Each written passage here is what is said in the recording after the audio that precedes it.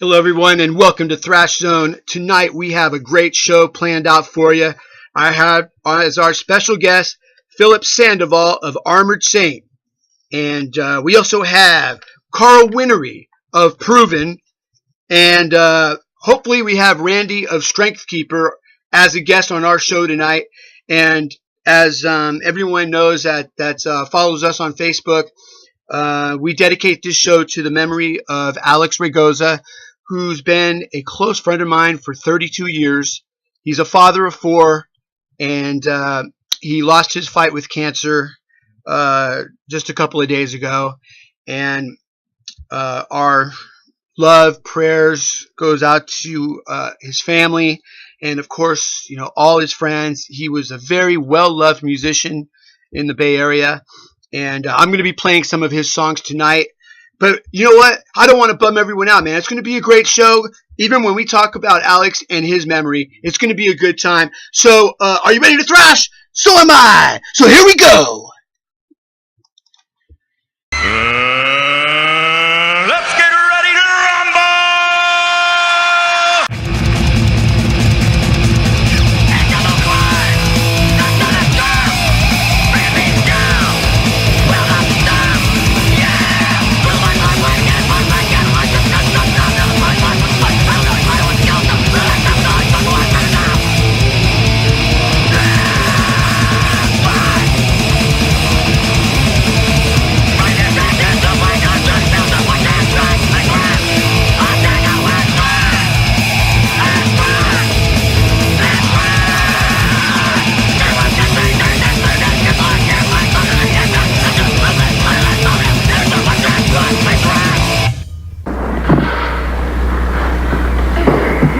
Mr. Tango has spoken very eloquently, and I wish I could be as forgiving, but I can't because this whole thing fucking sucks. I mean, this is the biggest pile of shit. Order! Your Honor! Your Honor! Order! Your Honor!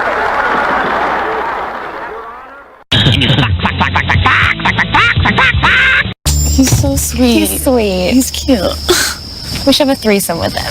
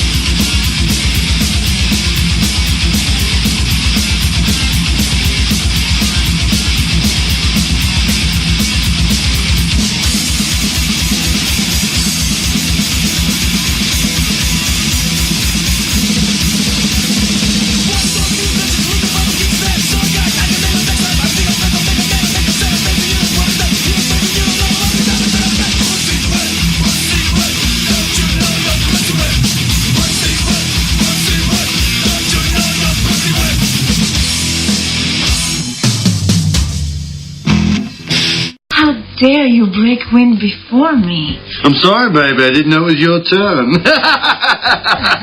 You believe this trick?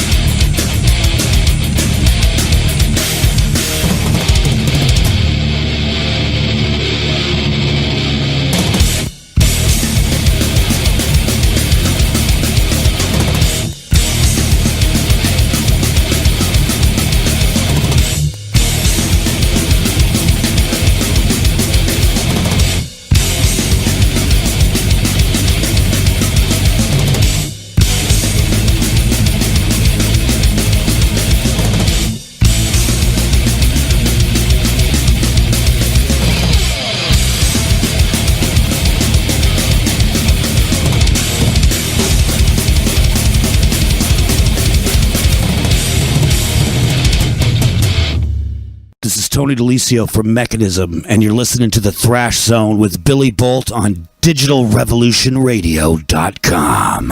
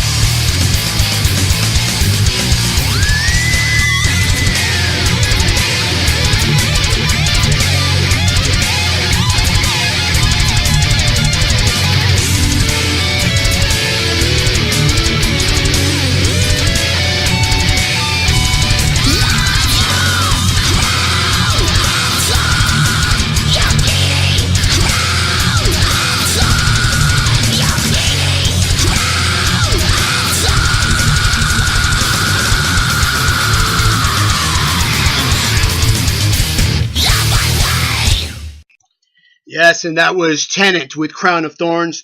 Before that, we had Chaos with Kill on Command, a band from the San Francisco Bay Area. And we also had some Stormtroopers of Death with Pussy Whip from New York. And we also, what did we kick that off with? Oh, yeah, Municipal Waste with Tango and Thrash. You're listening to Thrash Zone. This is a special edition dedicated to the memory of Alex Raygoza of San Mateo, California, who lost his fight with cancer just a couple of days ago, and he is loved by many in San Francisco all the way up to Seattle, and it's just a terrible loss, and it's felt by a lot of people everywhere.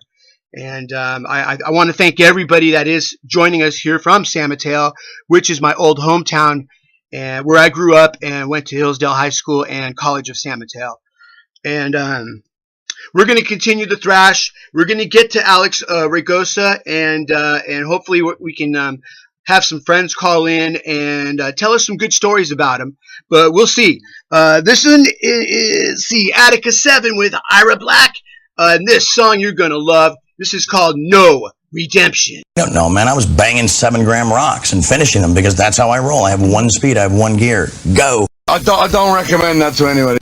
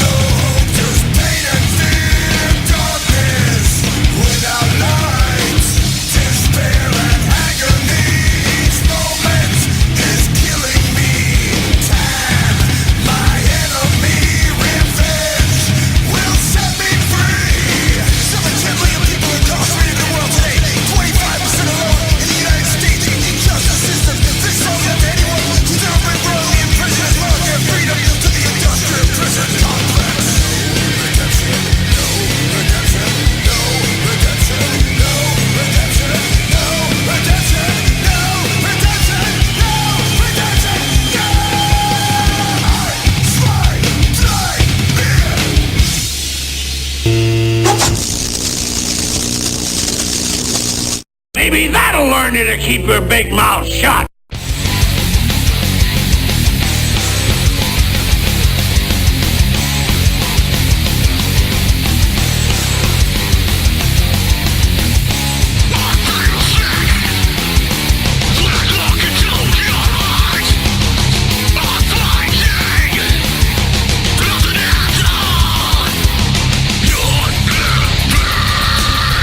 Living life of a guilty place.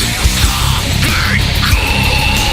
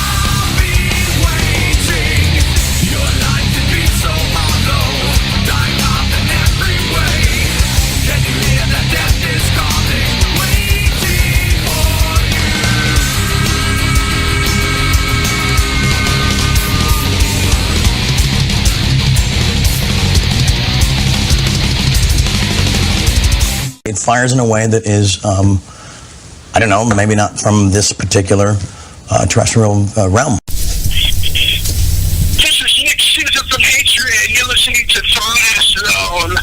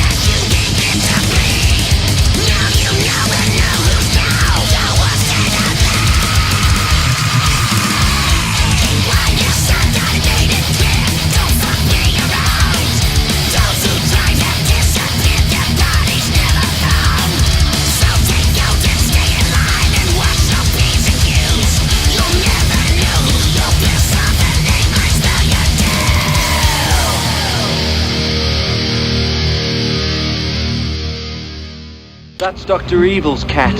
How can you tell? I never forget a pussy. Cat.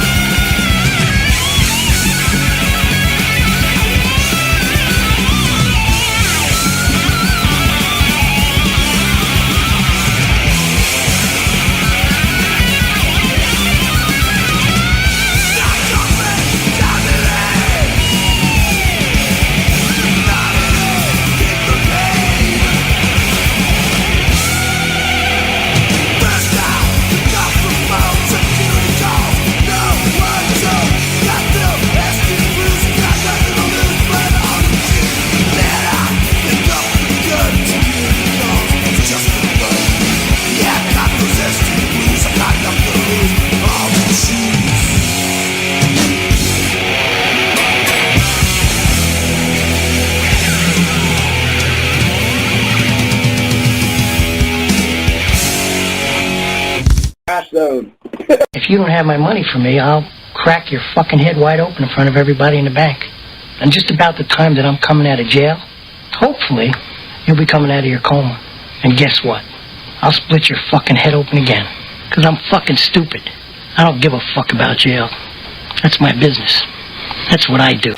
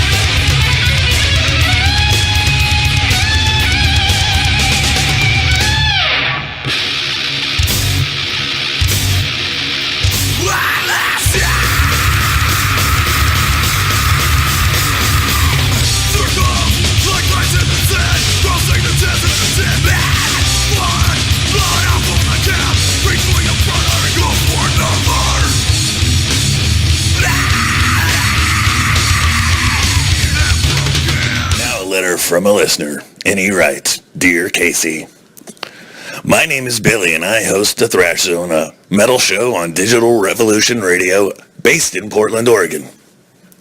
I was wondering if you could take your top 40 ass and get off the air so I can wreck some people's necks and get the word of metal out to the world.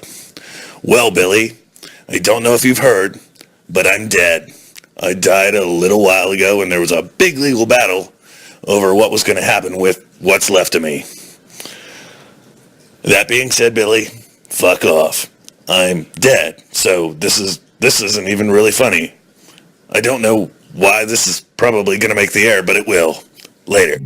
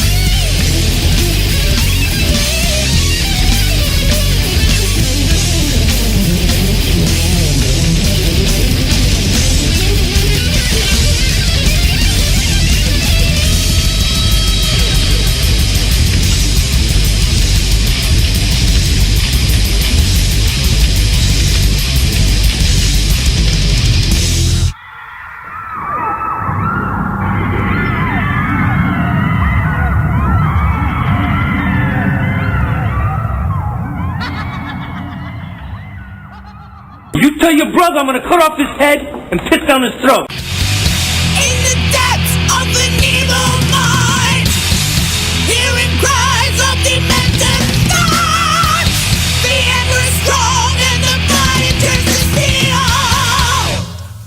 The aggression is known.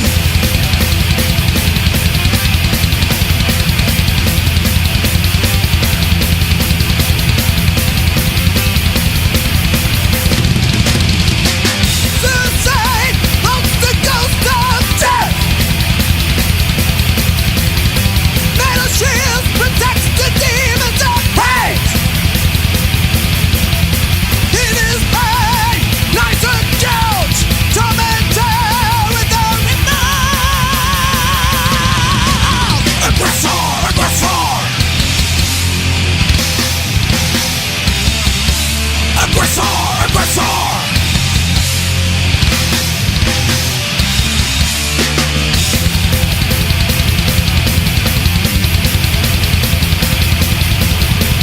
Pain and destruction is the rule he must obey.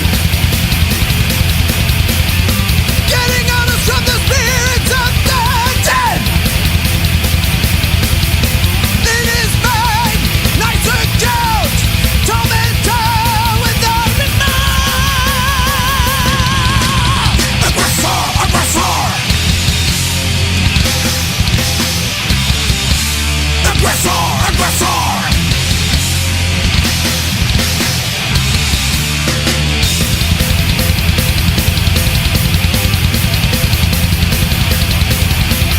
Touching his pistol, he prepares to get his prey. He will die, a man without a grave. In his mind lies a guilt, tormentor without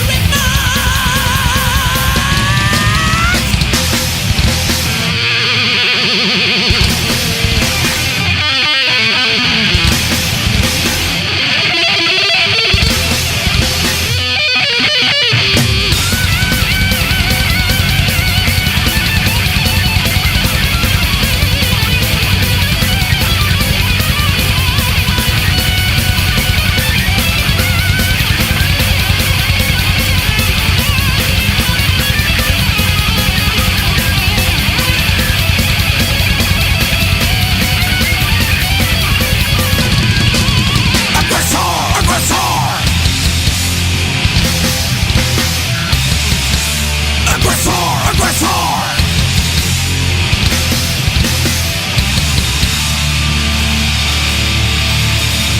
Prepare to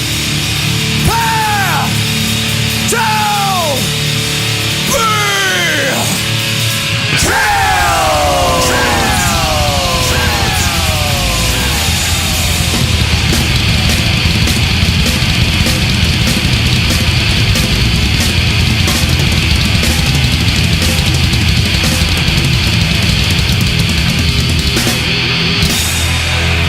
Did you see Michael walk into the room while you were watching the movie? Yes. How was he dressed? He was nude. He started to tell us it was natural. It's just normal. Could you tell whether or not his penis was erect? Oh, jeez. It was. It was. Of course. He had a hard-on.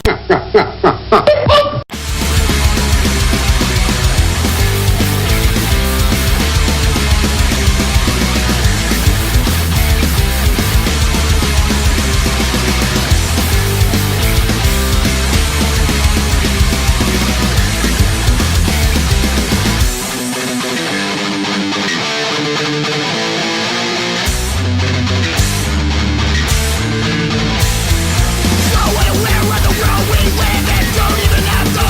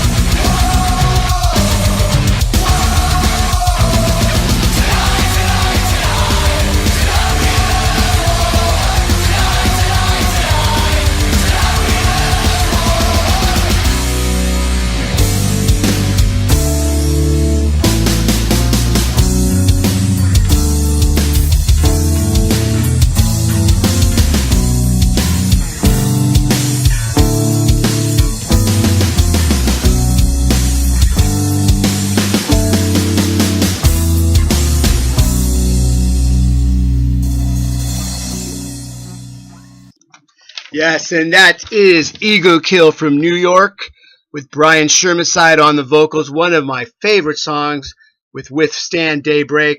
Before that, we had a whole slew of songs. We had Exciter with Aggressor from Canada. We had Insanity from San Francisco with Death After Death, one of Alex Raygoza's most favorite bands. We also had DA27 with Bloodied and Broken. We had Poison Idea from Portland, Oregon with Romantic Self-Destruction. And what else? Some Hatriot from the East Bay in San Francisco with Your Worst Enemy. And man, we just had a whole slew of songs. And I want to thank everyone for joining us on this very special edition of Thrash Zone, where we're celebrating the life and memory of one of our dearest friends, Alex Raygoza, who played in all kinds of bands in the Bay Area.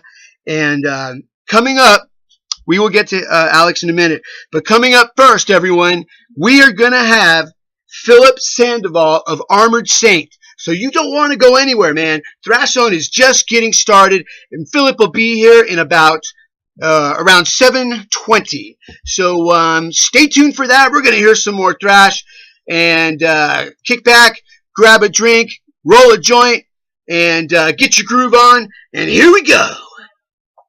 Fat chicks need love too. Hey motherfuckers, this is Patrick Donovan of Toy Called God. You're listening to Billy Boldt's Thrash Zone on Digital Revolution Radio. Tune it in, turn it up, rock the fuck out, and wreck your neck. Later.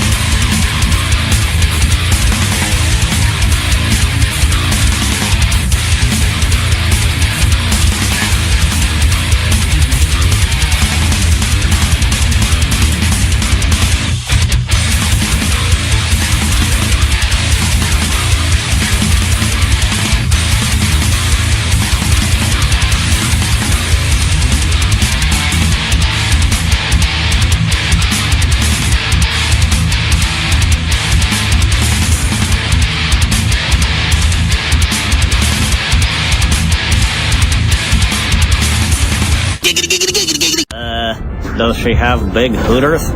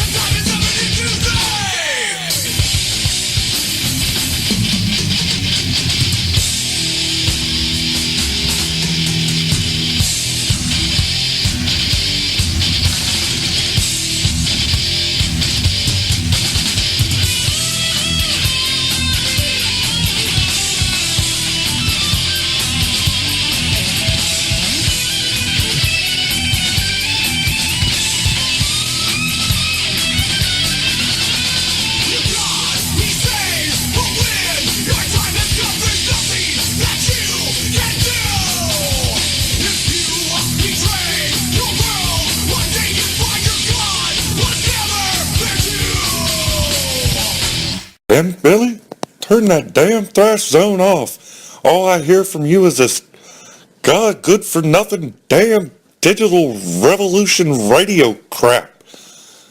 What is this heavy metal garbage anyway? You're supposed to be listening to good old boys, not this toy called God heavy metal bullshit. What the hell's wrong with you? I swear to God, I tell you what, in my day we didn't do that kind of stuff. We just danced and watched the grass grow and all kind of good shit. What the hell, Billy?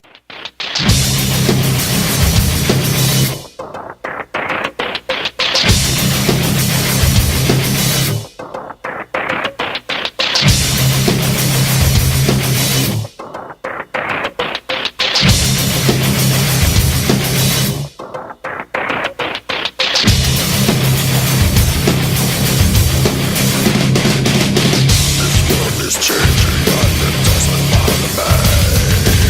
So open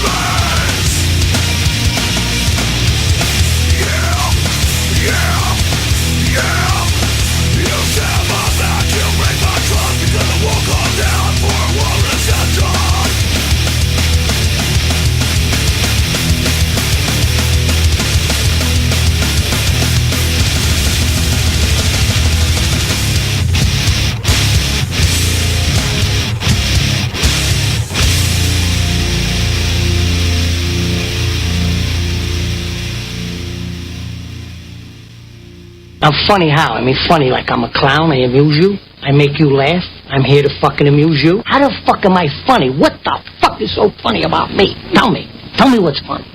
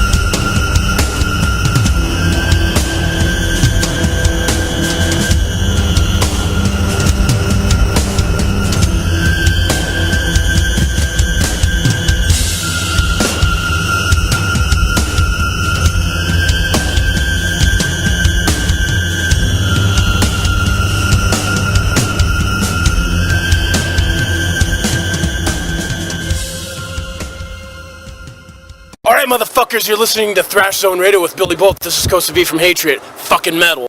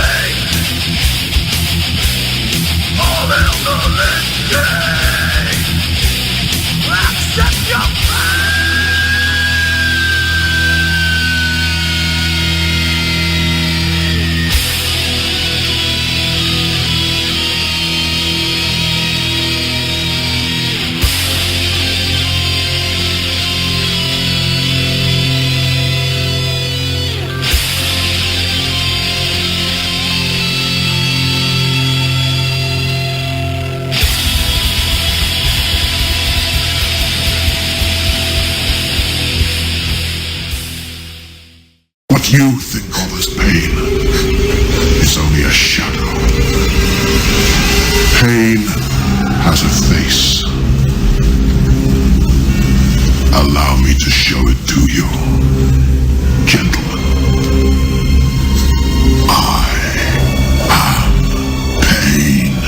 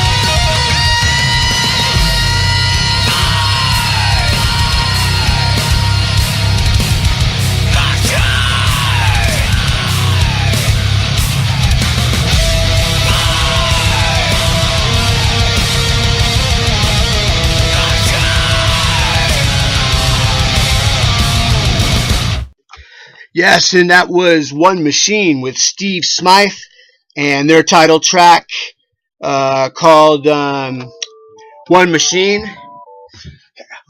This is Billy Boldt Thrash Zone. And we have on the phone Phillip Sandoval. We will get to him in just a second. Just going over some of these other tracks. We had The Blackening with Thy Will Be Done. Lick King with Lick King 2. Soulfly with Master of Savagery. Skin Lab with Know Your Enemies. Clank with Sick as the New Sane. And I believe that's. Oh, and yeah, we had some Metal Church with A Light in the Dark. Myself, Billy Boldt, with the song Swarm. And some Eagle Kill with Withstand Daybreak. We are ready for Phillip Sandoval. Hey, I'm sorry, it's just really hectic. You know, I'm a one-man show, man. I got to do all kinds of things here. And we have right now on the phone Phil Sandoval of Armored Saint. Phil, how are you? How's it going, man? It's rock and roll. We have a new album coming out. Thanks for all the support. Right now, I just bought some pizza. I know it's a mouthful, and it's rock and roll. Yeah, well, pizza's good, man. We love pizza. Yeah. What kind did you get? Yeah, I think I'm gonna have to. I'm driving right now. Here, let me pull over for a second. Yeah. Hey, how's it going, guys? Hey, Phil, that's not too safe, man. You're driving while you're talking on the phone and eating. No. I pulled over. No problem. All right, we're all good. So, Phil, now, you know, I know you guys. I've seen you guys a long time ago, man. Back in the day, you know, in San Francisco. You know, Armored Saint, you know, got together back in '82, and that was by you, yourself, and your brother Gonzo, who's on the drums. Is that right? That's right. Yeah, and of course you had, you know, John Bush, who later joined Anthrax. You know, and you guys put out a pretty damn good album, man. And that was March of the Saint in '84. You know, you guys, what's going on with Armored Saint today? We just finished doing recording a new album. There's 9 tracks, and it's some of the best stuff that I think we've done. I mean, it's all good, you know. All the albums are but I think it's just everybody's gonna enjoy it because it's just got it sounds almost progressive a little bit. And who do we have singing on this album? John Bush. John, okay, good. That's great, man. We love John. And let's see, when is that going to be released? Early March. Early March, not too far away. All right. So so then we can do the March of the Saint in March. Yeah, we sure can. All over again, huh? We can do the March in the Pit. Definitely. Yeah, so, you know, Armored Saint, when you guys put that first album out, you know, everybody loved it. And, you know, I was certainly one of the people that thought that you guys were just going to be huge. You followed it up with Delirious Nomad. And, you know, even though the fans loved your albums, surprisingly enough, you didn't attain that success that people were thinking you might get. I'm not sure why that is, because the songs were really solid, you know? Yeah, well, it's baffling. We had the same, we had Q Prime Management, Chris Bernstein and Peter Mitchell, who had Metallica, Def Leppard, Doc Gammy. We were on Chrysalis Records, signed to a major label. Chrysalis Records had UFO, and, you know, they had, you know, Huey Lewis in the News, too, but yeah, right. I liked them because they had UFO, and Michael Schenker was a great influence. So we were on that, so everything seemed primed. You know what I mean? Yeah. So I don't know what happened. I think we should have gone to Europe first. They didn't let us go to Europe till like much later. And Metallica went to Europe, and they got a big following there, and that kind of spurred stuff on, you know. But I don't know what it is, but we're still making an album. It's coming out in March. Yeah. We got our tour with Saxon in May. House of Blues, and we're playing in New York, Pennsylvania, and then we have some shows in England. some festivals in Berlin, and we're also playing with Queensryche in Holland. All right, man. That's good. Do you have any dates planned, say, in the Northwest, in Seattle, Portland? The Saxon tour still has shows. I think Las Vegas is going to get added. Maybe, hopefully, yes. Hopefully Saxon will go up there, and we'll be opening up for Saxon. Cool, man. All right. Well, that's good to hear that we got that coming along. Can we go back to some of your history, though? Because this is the first time you've been on Thrash Zone. And, goddamn, I'm just excited to talk to you, Phil. Rock and roll, man. That's rock and roll right there. Right on, man. So, like, back in the late 80s, when you were talking about your lack of success with the Chrysalis label, you did go back to Metal Blade. And that's when you cut a live album. It was Saints Will Conquer. And, that was a pretty good album right there, right? And, but you had, like some lineup changes and such. Do you think things like that slowed you down, or did it help you, or what?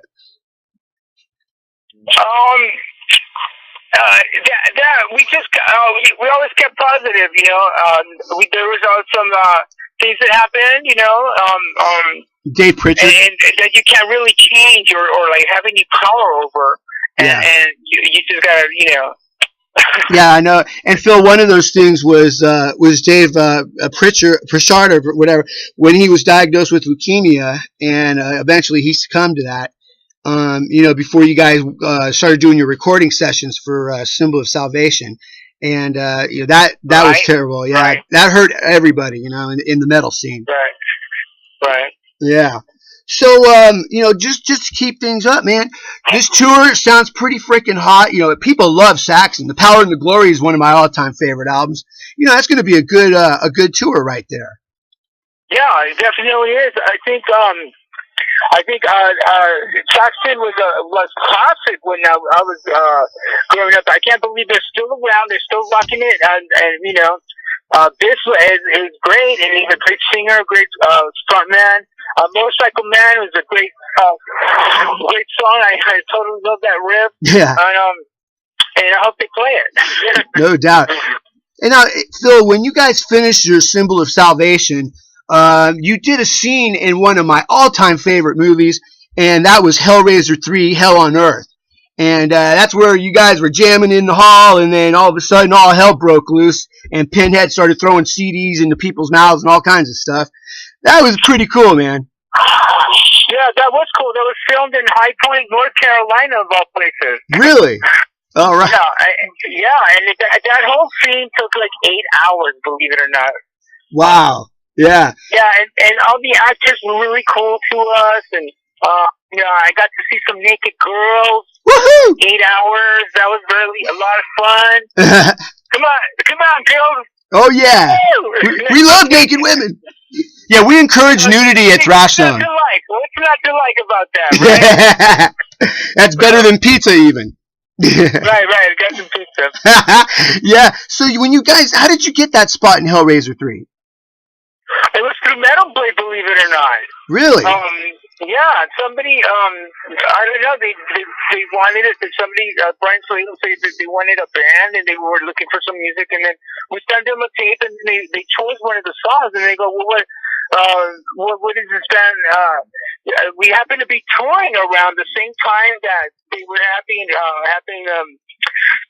to be filming around that area, and it just happened to coincide, and it just happened. Yeah. All right.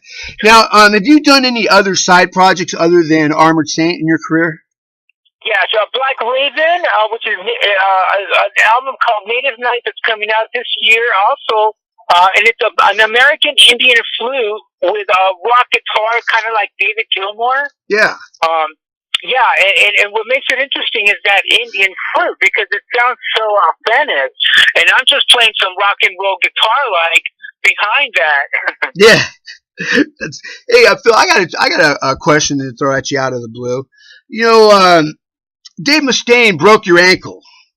And that's right. Yeah, and I don't really know like the story behind that. Can you share that with us and tell us what happened?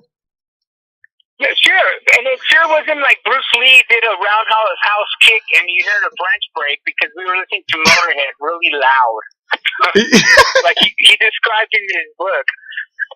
We were all kind of wasted. We were at Betsy Bitch's house and Brian Flagel was there and we were listening to Motorhead and really loud and we were like dogpiling each other. You know, kind of like in football, just like messing around, kind of like before the pit, you know what I mean? Right. Messing around with, you know, like you know, whatever, just kind of young kid, you know, messing around. And then I happened to accidentally trip Dave Mustaine and he fell on the floor.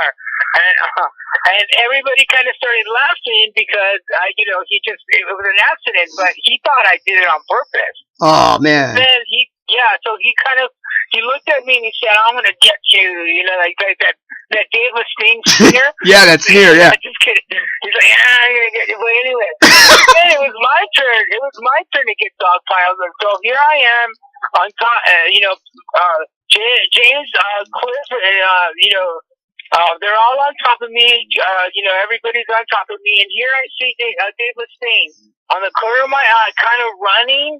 You know, and then all of a sudden he just jumps and I'm on the floor and he jumps and he lands right on my ankle. Oh. Like, it was like a football thing, but I mean, he did it deliberately. Dude, he snapped it like that quarterback from the Washington Redskins. I forgot, what was his name? Joe Theismann. Yeah, right. All of a sudden he was like the quarterback for the Redskins. Yeah, exactly. It was like football. So I guess when you were listening to Motorhead, your Ace of Spades became an Ace Bandage when you had to wrap that around your ankle. Totally, man. Yeah. It's rock and roll right there, dude. That's it, man. That's metal. Yeah. Well, you know, I think I'm pretty sure that Dave Mustaine is pretty practiced in martial arts. Oh yeah, he was pretty cool, but we're cool now because we're all, you know, it's water under the bridge, so to speak. Yeah. well, that, you know, and Dave, he could kick my ass, your ass, and everyone in this room right now because the guy's like freaking Bruce Lee, you know. Yeah, totally. He's like Bruce Lee, man. I don't want to mess with him. Yeah. He's cool because he gave me a guitar for it. Oh, okay, good. He's all, just don't sue me, you know. Right on, man. That's a cool story, dude. All right, so you know, this tour that's going to kick off in March, or the album, that is great. And what label is that going to be released under? Metal Blade. Metal Blades. All right. Yeah, we're still Metal Blade, and believe it or not, Metal Blade rocks, man. They got some fucking. Oops, sorry.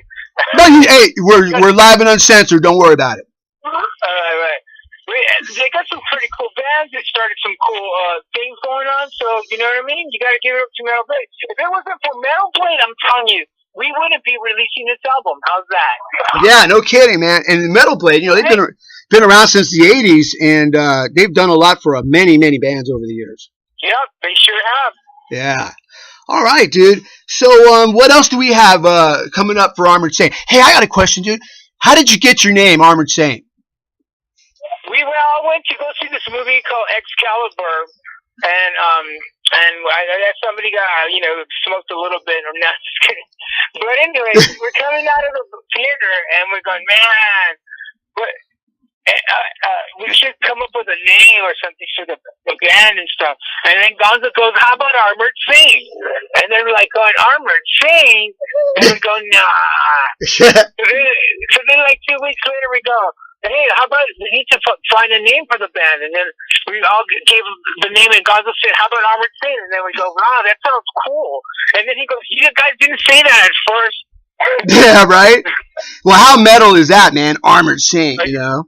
Totally, man. And it turned out to be a great name. I love Armored Saint. The name and just what it stands for. It stands for something kind of positive, you know, but still fucking, you know, kick your ass kind of vibe, you know what I mean? Hell yeah. Yeah, that's cool shit right there.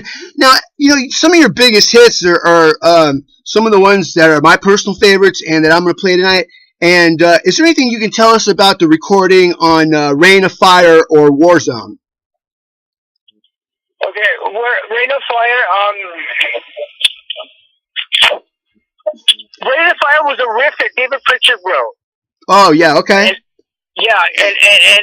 we just like we learned it from the demos, and then we re-recorded on Symbol Salvation with Dave Jordan producing, which was done across the street from a place called Cat and the Fiddle, which is no longer there, believe it or not. But anyway, I didn't know why I said that, but You've been smoking some wacky tobacco, Phil, or what? You've been smoking wacky tobacco? Yeah, I sure am. And you know what? I'm driving at the same time, so I got to get this pizza to my brother, man, or he's the one that bought it. All right, that's cool, man. And yeah. Okay, let me stop for a second. Okay, let's get back to the question. Yeah, let's focus. Okay. That's what I'm saying. I got a little out of hand. I'm sorry. Oh, it's okay, man. I'm loving it. All right. So much for you being a saint. Right. Yeah. But nobody's perfect. How's that? Hey, dude. I love the devil's lettuce too. You know. Right. Awesome. Yeah. Awesome. Well, it's nature's. I mean, it's different now. There's medical. That I don't want to get into all that because I don't want to get political because I think when you get too political, it kind of, you know what I mean? Yeah, it turns people off. Yeah, things get lost. It's like music, kick-ass, and on the music, see it there. You know what I mean? Right. Well, hey, Phil, if you guys do end up coming up to like Portland, Oregon, or Vancouver, Washington, say, or in Seattle, weed is legal here now. So if I see you at the show, dude, I'll hook you up. That's awesome. That sounds great. I would love to smoke nature with you, and especially coming from that area. It's very synonymous with so much good music and so much good vibes and a cool vibe up there. I want to say good positive stuff up there. Oh yeah. The scene up here is incredible. It's really blowing up right now. A lot of good bands coming out of Tacoma and Portland, Oregon, and I'm really happy with the metal scene up here right now. Sounds great, man. Hey, so I gotta get going. Yeah. Thanks. I gotta get this pizza, man. All right, hey, Phil, it's been great talking to you on Thrash Zone, and we hope to talk to you again once the album's released. And if you guys, let's do that. Yeah, right on, man. Phil, you have a good night. Thank you very much. Thank you, guys. All right, that is Phil Sandoval of Armored Saint. What a cool guy he is, huh? And, we asked him on the show because, Armored Saint is not only one of the most classic freaking metal bands, of the 80s. They had a good sound that nobody else had back in the day, and John Bush just perfect on the vocals. And if you ask me, he was a better singer when he sang with Armored Saint than he ever was with Anthrax. And don't get me wrong, I love his work with Anthrax. He is my favorite singer with that band. And I'm just glad that everything's back together and that these guys are coming back on the road with a new album. Anyways, I'm going to quit babbling because, I'm going to smoke some wacky tobacco now myself after hearing all that. And, hey, you're listening to Thrash Zone. This is Billy Boldt on DigitalRevolutionRadio.com. And this is Armored Saint with Rain of Fire.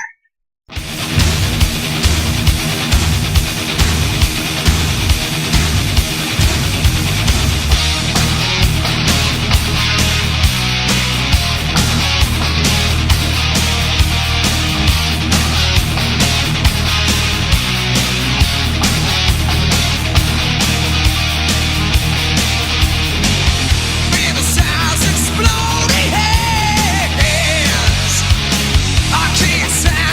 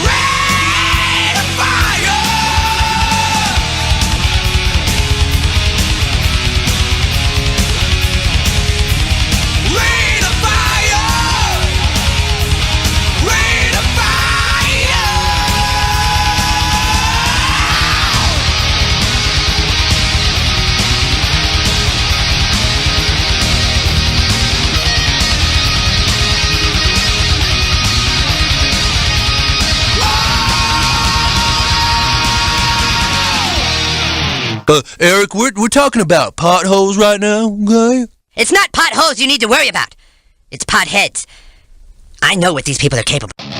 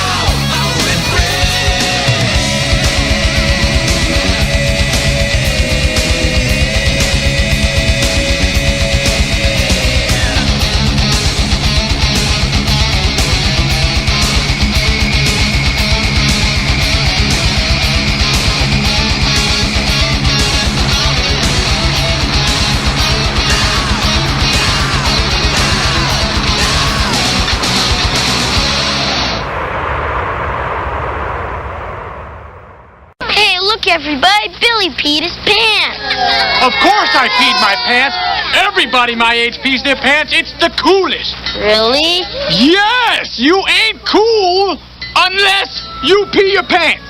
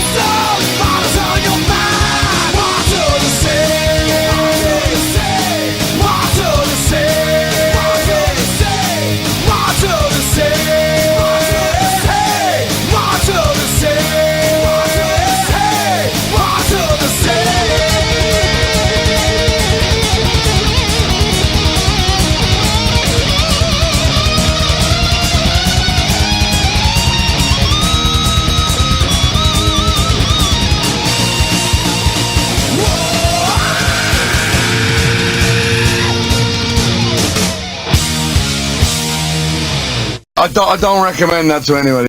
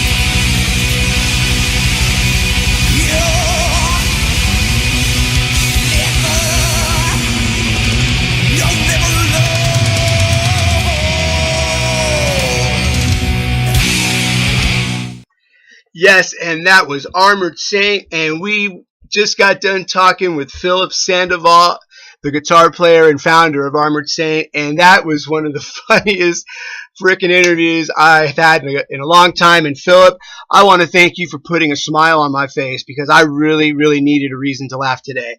And you helped me out with that, man. Great freaking interview. Great guy. Phillip Sandoval, Armored Saint. We hope to see him on the show real soon. We have coming up in, 3.5 minutes, our next guest, and that is going to be Karl Whinnery, who plays with Proven, Kill on Sight, and also does his own personal music stuff. And we're going to hear a little bit of all of that. And we're going to talk to him in just 3.5 minutes. So don't go anywhere, folks. The action just started here on Thrash Zone. This is a special tribute show to the memory of Alex Raygoza, who passed away a few days ago. And this show is all about him. And let's not forget about that. But we're going to talk about him later. So see you in about 3 minutes with Karl Whinnery.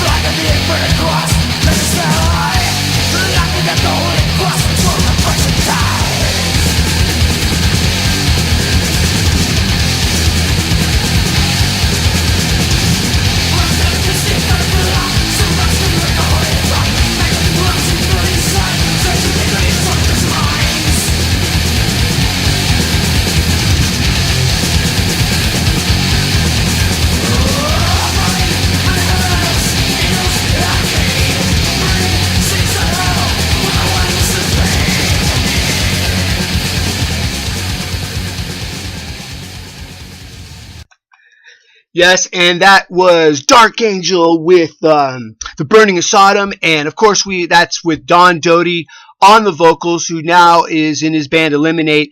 And Don Doty was on the show last week, and he gave us the latest on the band. They're looking for a guitar player, so if you think you got the chops to jam with the likes of Don Doty, you can contact him or myself, Billy Boldt, on Facebook, and I'll make sure he gets the information for you to audition for that band, and they're a killer band. All right. And we have on the phone right now from Portland, Oregon, we have Karl Whinnery, who has played with bands such as Proven, kill on sight, and also has his own original material that he does for himself. And Karl, it's always good talking to you. How are you, my friend? I'm great. Thanks for having me on the show. Pleasure to be on the phone. I wish I was there in person, but yeah. Yeah. Last time you were here at the house, man, it was a good time.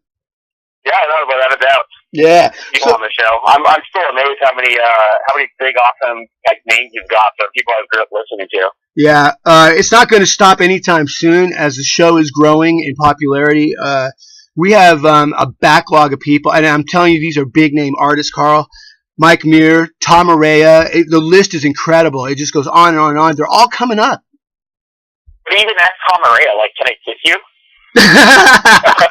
Yeah. All right. So what's up with you now, Karl? You wrote some more original stuff of your own. And what do we have here with this newest track, which that you wrote?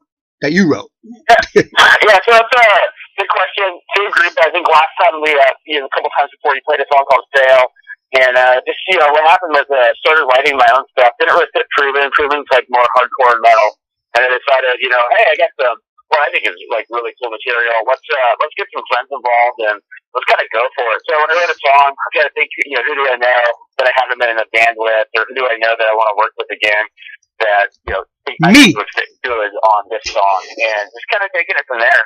And it's kind of coming off into a new project in this case. So we have a new band. We're still deciding 100% on the name, but Fail and Not Be to Know, the same group of guys. It's myself, Chris Rocky from Defeat the Low and Heart Attack High, and Josh Rommel on drums. So good shit. Yeah, you should probably call the band Tumor. Yeah. Tumor. Well, that's it. Now, everyone listening, that's an inside joke. The story behind that one is our drummer has chestnuts. And I don't know how the hell he gets it. Like, he'll just be sitting there, and you'll mention it, and I don't know if he just has his balls always goes over his belt line, or if he can just move them on command to get up there. But he'll lift his shirt, and we'll start, hey, have you guys, Rommel, how's your stomach tumor doing? And people are like, what? And he's like, and he kind of acts like he's embarrassed about it. And, people are like, well, what do you mean? And like, well, I don't know, do you want to see it? And people are always like, oh, no. Like, what, you can see it? We're like, oh, yeah, sure. So it's the shirt, and there's this nuts above his belt line. I know it. It's fucking amazing. It is the fucking most disgusting thing I've ever seen, dude. Okay, now for everyone listening right now, I had Karl and the band Proven in when we were at Coop Radio in Vancouver, Washington, and it was like the second time you guys were on the show, and I had no idea this was coming, but the guys all did that, did exactly that, man, with the long face. Hey, man, you hear it? Rommel's got this tumor and all this, and totally sold the whole joke, and I bit into it all the way. The guy walks right up. I mean, he's only inches away, and I'm looking at his fucking nuts, and I'm thinking it's a tumor, right? And then I thought about it. I go, tumors don't have hair on them, I was like, what the fuck? And all of this, mind you, it was on our Ustream because we had all the stuff on video. So all of this was seen on camera by all the people that were watching that day and listening.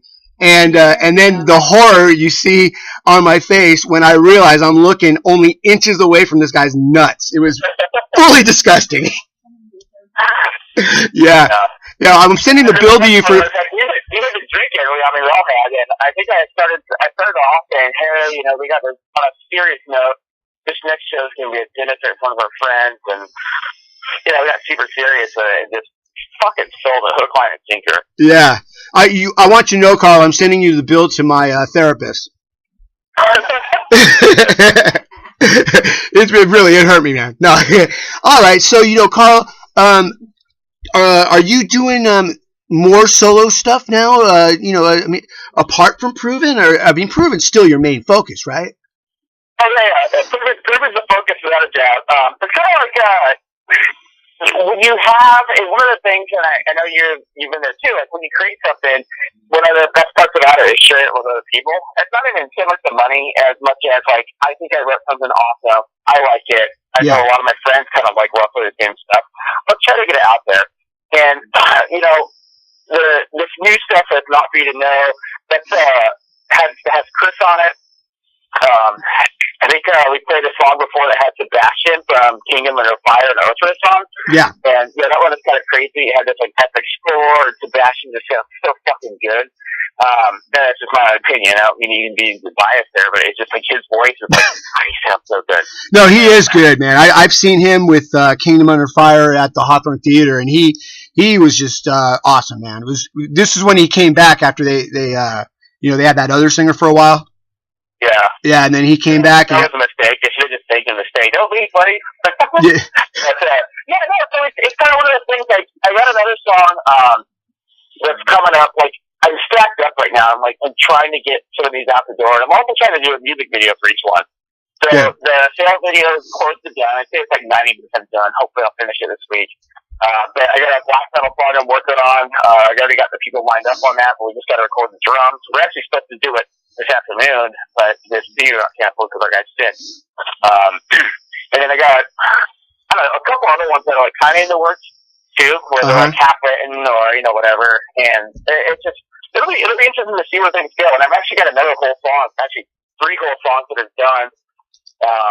Trying to figure out which ones, where they're going to end up and all that kind of stuff. And most of them have people already queued up. I got a whole list of people that I'd like to work with at some point or another. And just gotta take my time. Sure. Well, and Karl, you know this, but I love all the music that you write. I mean, very, very gifted, man. I love your arrangements that you put together on them, the piano melodies, all that stuff. Really good. Good stuff. Yeah, thank you. I really appreciate that. Yeah, and I totally know what you mean by just wanting to share your music with people who in turn love and appreciate it. People just like myself, that every time we play your music, and it's all the time at the Boldt house. Let me tell you, in one form or another, I'm playing your music, dude, almost daily. Yeah, we spin you like a cheap slut, dude. I'm glad you found so on site. That's a hidden gem out there, man. Yeah. So, what kind of shows you guys got coming up now? Great question. So, Proven, we're trying to concentrate on getting a new EP out there. Yeah. So, that's kind of the priority. Actually, we were supposed to finish tracking drums on it today, but I got delayed, which is kind of unfortunate. So, we got to figure out what the next steps there are. But, originally it's supposed to be I think 5-song EP, and Stone just went nuts, and she just wrote 2 new, actually 3. Oh, we kind of did. We'll have 2 extra songs. It's going to be at least a 6-song EP now. Yeah. And there's just some monster songs there. Bob's got the short little stomper song. It's friggin' awesome. And Crow Bob. I know you started asking about shows. I'm just pumped on the recording. Yeah. What's up, Crow Bob? Yeah. Exactly. And we got Mark Rizzo guesting. He did a guitar solo. Actually, he soloed over a pretty whole song. The guy is amazing. Yeah. Dude is pure talent. We also had Mick Whitley come in as a guest on bass, which I know people are like, think, what? Why would you have that? And it's like, well, he's a good friend. We played with 36 Crazy Fifth the other day. Yeah. So, they've been one of my favorite bands for a long time. They don't sound like anybody else. It's just, that's them. And pop that to the song. I can't wait for people to hear it. I mean, he killed it. Yeah. The guy is just a monster. I mean, I hit hard, but that guy is, wow, man. He just seems next level. Yeah, not get enough credit. I heard monster reviews on that show you guys did with them and Skin Lab. Yeah, Skin Lab. Steve Esquivel. Yeah, that was just an awesome show, and I wish there was a video of that because I would love to see it. Yeah, me too. That show was amazing, start to finish. I can't speak about ourselves, obviously, because that'd be weird. But it was so good to see Skin Lab again. I mean, I remember hanging out with those guys, years ago. And then 36 have been a big fan for a long time. So it was such an amazing show. All right. So we don't really have any dates coming up then, do we? Is that it? There's a bunch of stuff in the works. Like we made a plane, early February with Thrasher. We're trying to work that out. We're just trying to figure out the schedule, what the next 3 months look like right now. Wait, who are you playing with? Say that again? Sorry. We might do a show for my Thrasher Presents with the Hawthorne. With who? That's early February. Oh, okay. You know what? Hey, Karl, check this out. I'm working something out with Mike Thrasher Presents. Steve Zetro Souza contacted us and asked us to get him hooked up with a good venue here for next month. And you know what? I think you guys would be a pretty excellent choice to open up for Hatred. That would be rad. Yeah, that would be rad, dude. Okay. I'll look into that, man. I'll talk to Mike and we'll see what we can do about that. Sounds good. All right, man. So that's great. You got an EP coming out, and I can't wait for that because I've seen these various pictures. I don't know if those are just joke pictures or what of proving.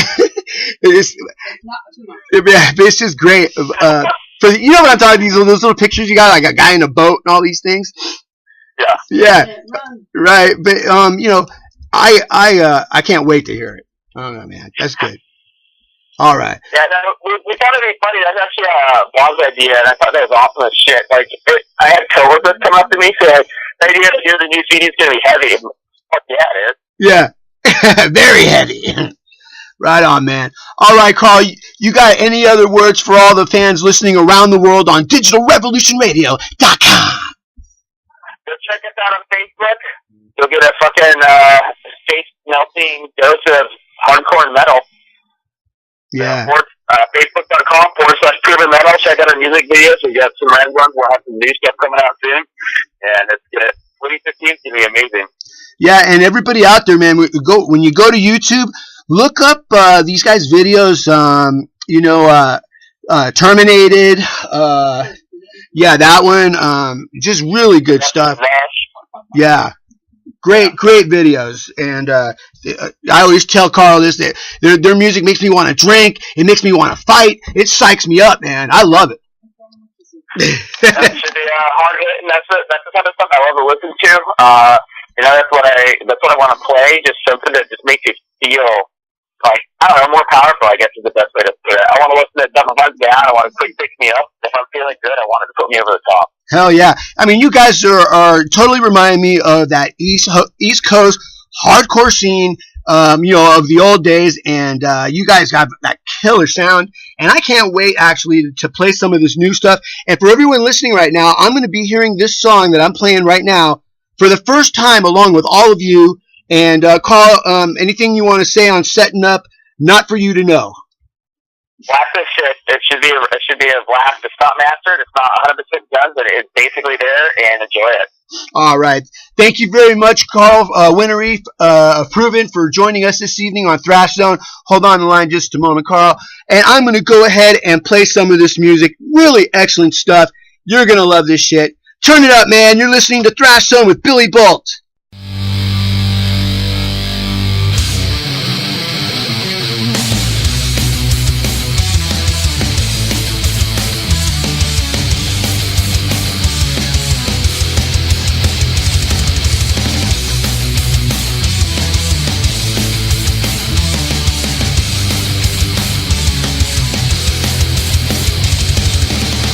We've heard the cross shit all before. We see the setting every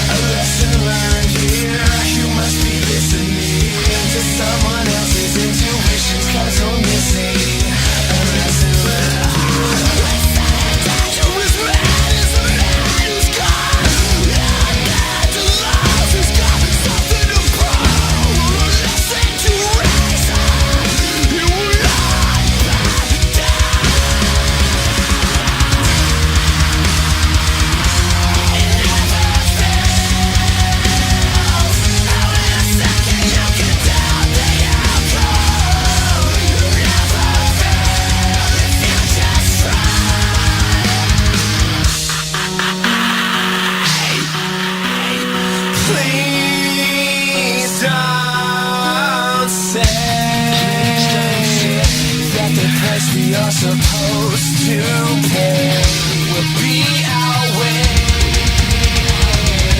By detective we accumulate. Please don't say that the price we are supposed to pay will be our way. By detective we accumulate. You never hurt, you never break, you never felt real pain. You never fallen apart at the seams. Only to raise again, only to stop that pain. Suffocation down! Oh, shit! I said over easy! Now why did I do that? Because I refused to spoon with you last night?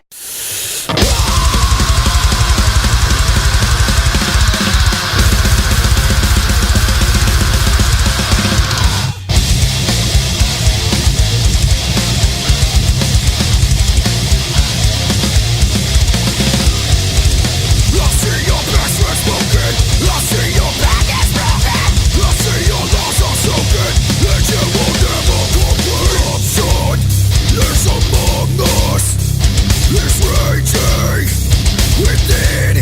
Yes! Corruption. There's among us this raging within. Yes!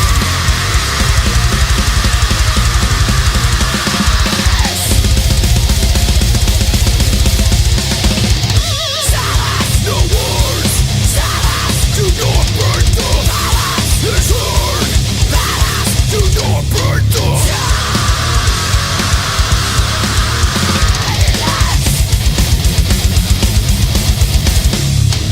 silence! Silence!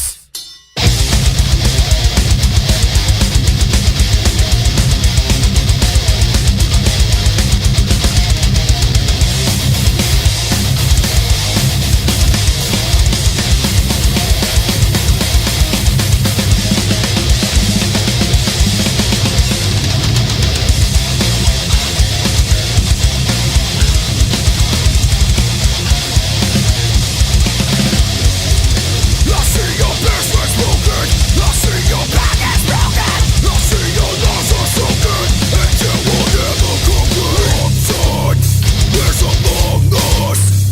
This raging within. Yes! Corruption is among us. This raging within. Yes!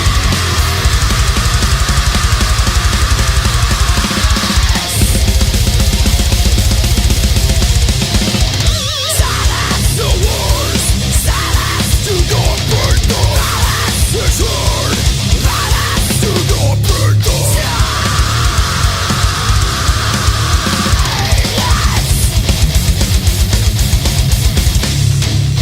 silence! Silence!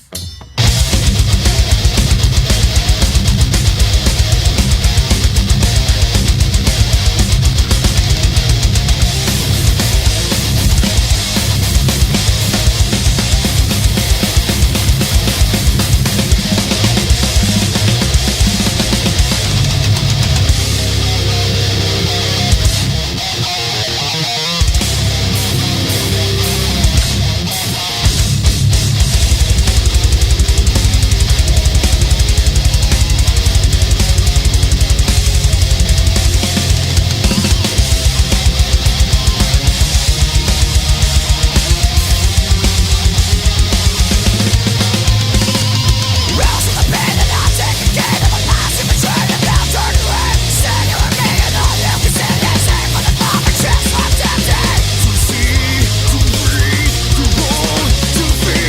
Your words always will be ending in silence. No words. Silence. Do not break the silence. No words. Silence. Do not break the silence. It's heard. Silence. Do not break the silence.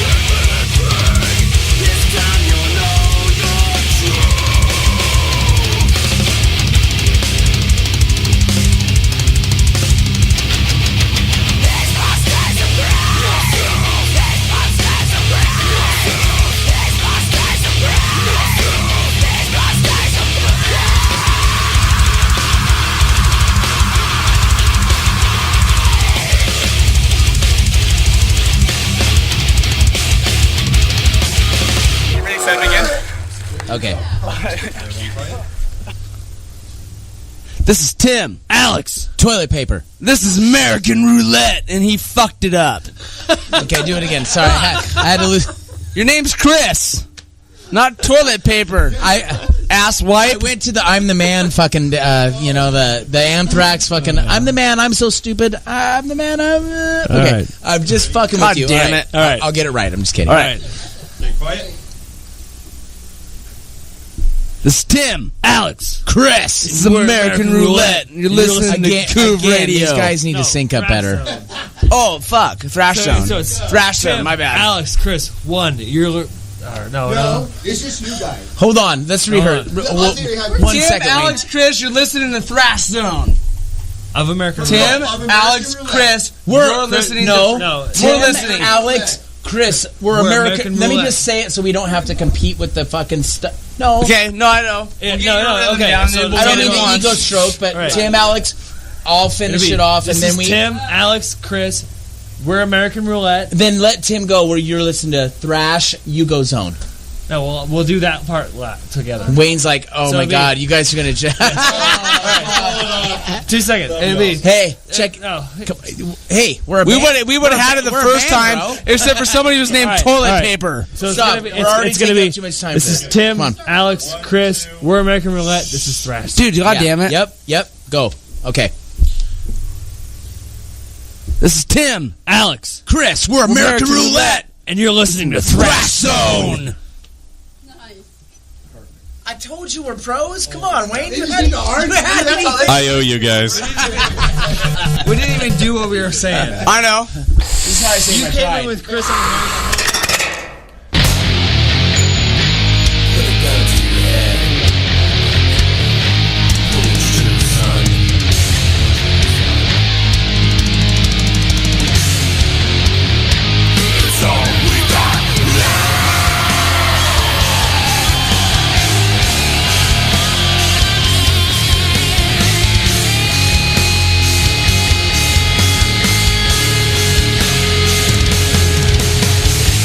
You're gonna die and there's nothing you can do about it. If it's a lie, I know that I can see right through it. A land of slaves, manufacturing the fear to prove it.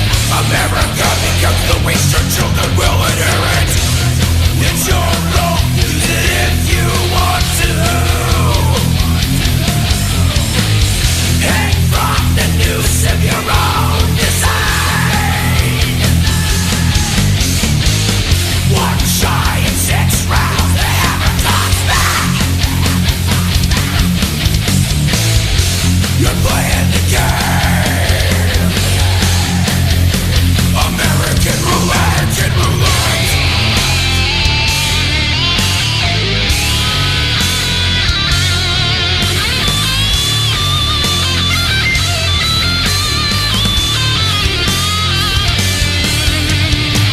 Stare freedom down the barrel of a gun. Deliver democracy, force-fed ideology. Defend the lies, greed, and murder everyone.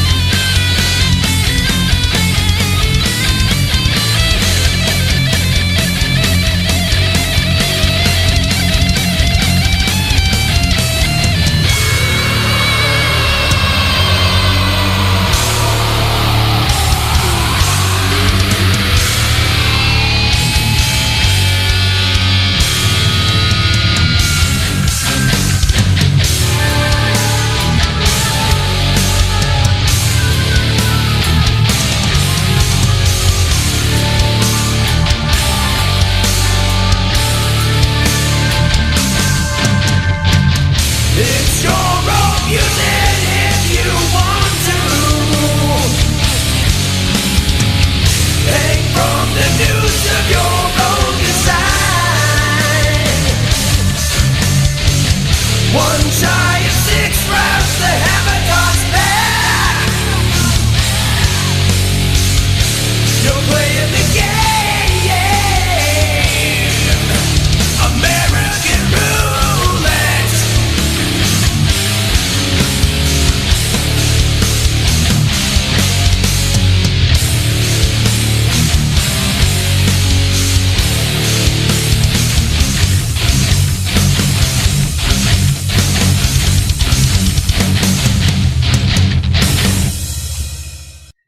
Yes, and that is American Roulette from Portland, Oregon.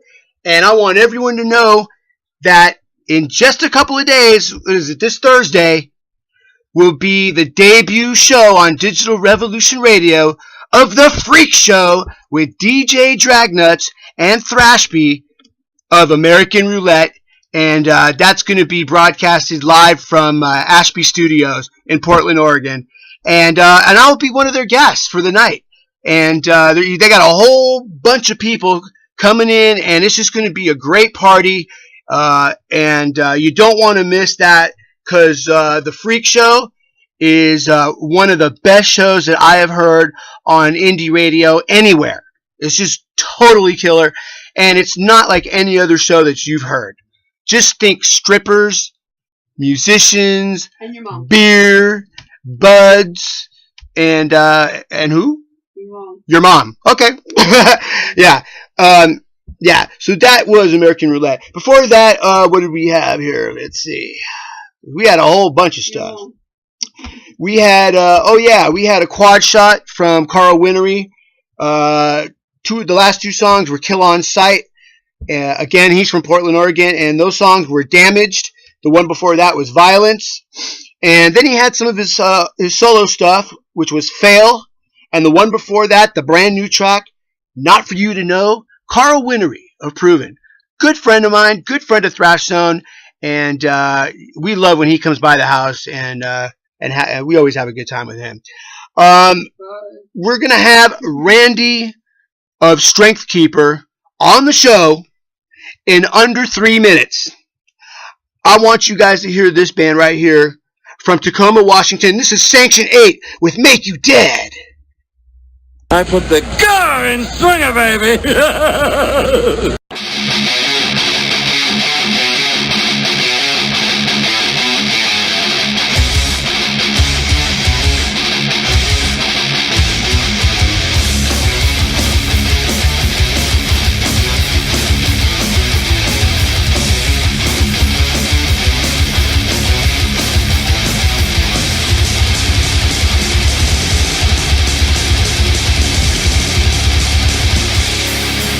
I can't wait.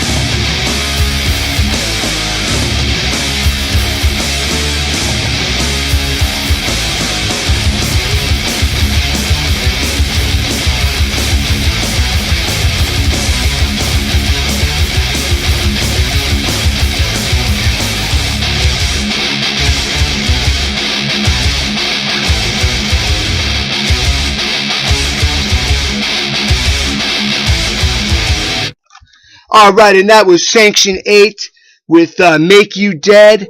Right now I'm trying to get a hold of Randy of Strength Keeper. We're going to see if he picks up. And, there he is, Randy of Strength Keeper. What's up, Randy? Not much, brother. Just hanging out. Yeah. So we're having a hell of a show tonight, man. Yeah, that's what I heard. I've been listening for a while. Yeah. Well, I hear you're a little under the weather today. What happened? I've just been fighting off the cold, man. I picked it up when I went down to Eugene to see my mom and stuff. It was the first time I'd seen my mom in almost 20 years. Oh, wow, yeah. Yeah, it was cool, you know, but everybody was sick down there and shit over Christmas. My mom's mom just passed away, my mama, and so we just, you know, kind of been dealing with that. But, you know, man, what brings me back each time is throwing in old Sabbath, old Exodus, old Bay Area Thrash. Oh, yeah. Feeling it again, and I start feeling that again, and, you know, it's pretty awesome, man, how music just, like Dimebag always said, man, it's a healer and it's a healer. It, you know, it can make you feel blue, it can take the blues away when you play it, it can, you know, do anything. It's like a drug, and you know this. Oh, yeah. You know what I'm talking about. Oh, yeah, absolutely. And, you know, of course, I'm from the Bay Area, as everyone knows. And so I totally feel your energy when it comes to Bay Area thrash, man. You know, it gets me, it helps me through many different things, you know, that we deal with day to day. You know, as my music, you know. Now, Randy, this is the first time you've been on the show here at Thrash Zone. Why don't you tell us a little bit about yourself, what you've done over the years, and so that we get to know who you are. Well, my name's Randy Ross, and I was born in Oregon. I'm sorry. Lived a decent life. You know, I got two older sisters, Christy and Tina, and you know, I love them very much. Went to school. I dropped out of school. A lot of people don't like to talk about that shit, but I don't care, man. You'll get to know me. I'm honest, you know. Right. No, yeah, you're pretty. That you are. Dropped out of school, but see, I started playing guitar at 10 years old. My dad had a Bruce Springsteen. It was. You remember these, dude? It was like you'd order them because it was like mail order, and you'd order the cassette tape, and then they'd come with like these handwritten tablatures and shit. Remember those at all? They were old school. In the back of Guitar Magazine, you could get like Boston or Van Halen. Oh yeah. And you would get you get a little riff from them. Yeah, and so he had a bunch of those, and my dad's always played guitar. So you know, when we were kids, we didn't have TVs. We lived outside of Florence, and Florence is on the coast, but in between Florence and Eugene's a bunch of mountains. And so we lived out there in the mountains, and we didn't have a TV, and so my dad would play guitar for us, you know, to entertain us. I figured, well, that's what I want to do. I want to be like my dad.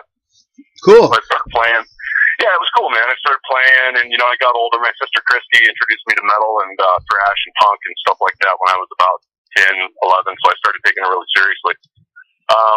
From the time I was really young, and at age 16, I started giving guitar lessons. I was in a pretty successful band when I was in 8th grade called Buzzsaw. It was like our first kid band type thing, you know. It did pretty well, though, man. We played a huge festival, and it was kind of a cover band. We tried writing a couple, you know, original songs, but I mean, back then we didn't have what kids have now. We didn't have YouTube. We didn't have the instructional videos and all that stuff. You know, like the metal method, or that's it. Right, yeah. And if you couldn't afford metal method, you were screwed, you know. Which, by the way, they've got some awesome shit out now, man. I want to give a plug to Doug Marks and metal method because it doesn't matter, dude. You got so many people out there who think they're just awesome and they don't need instruction. They don't need to learn. Well, I'm a guitar teacher, and you can always have something to learn. So anyway, absolutely. I met Mark through a mutual friend back in late 2004, and we started hanging out. And Dimebag died. That's kind of when we really bonded together because he was a huge Pantera fan, and I was, you know, as well growing up.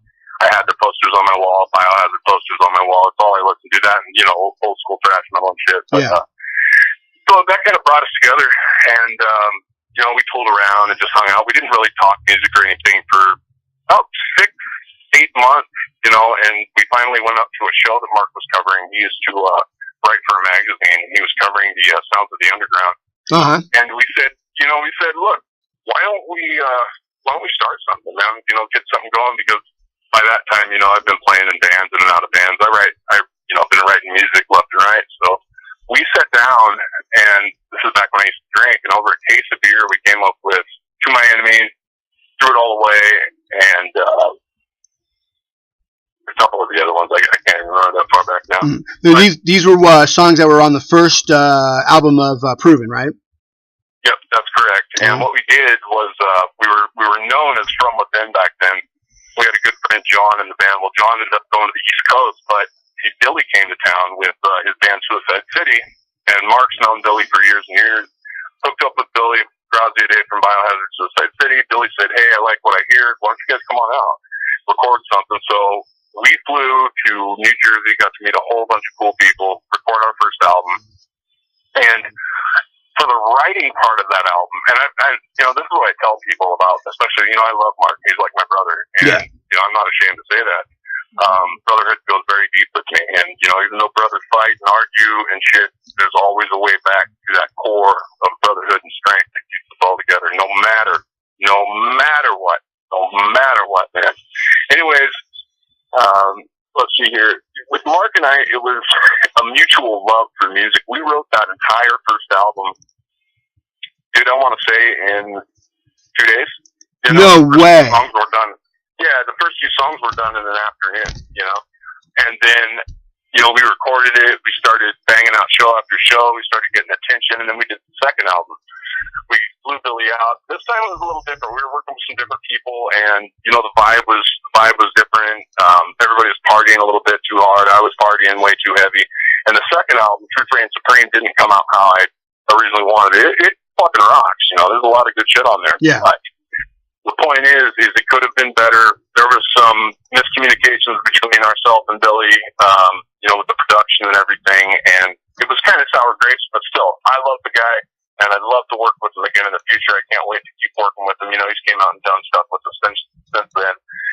And, after we toured back in, I left.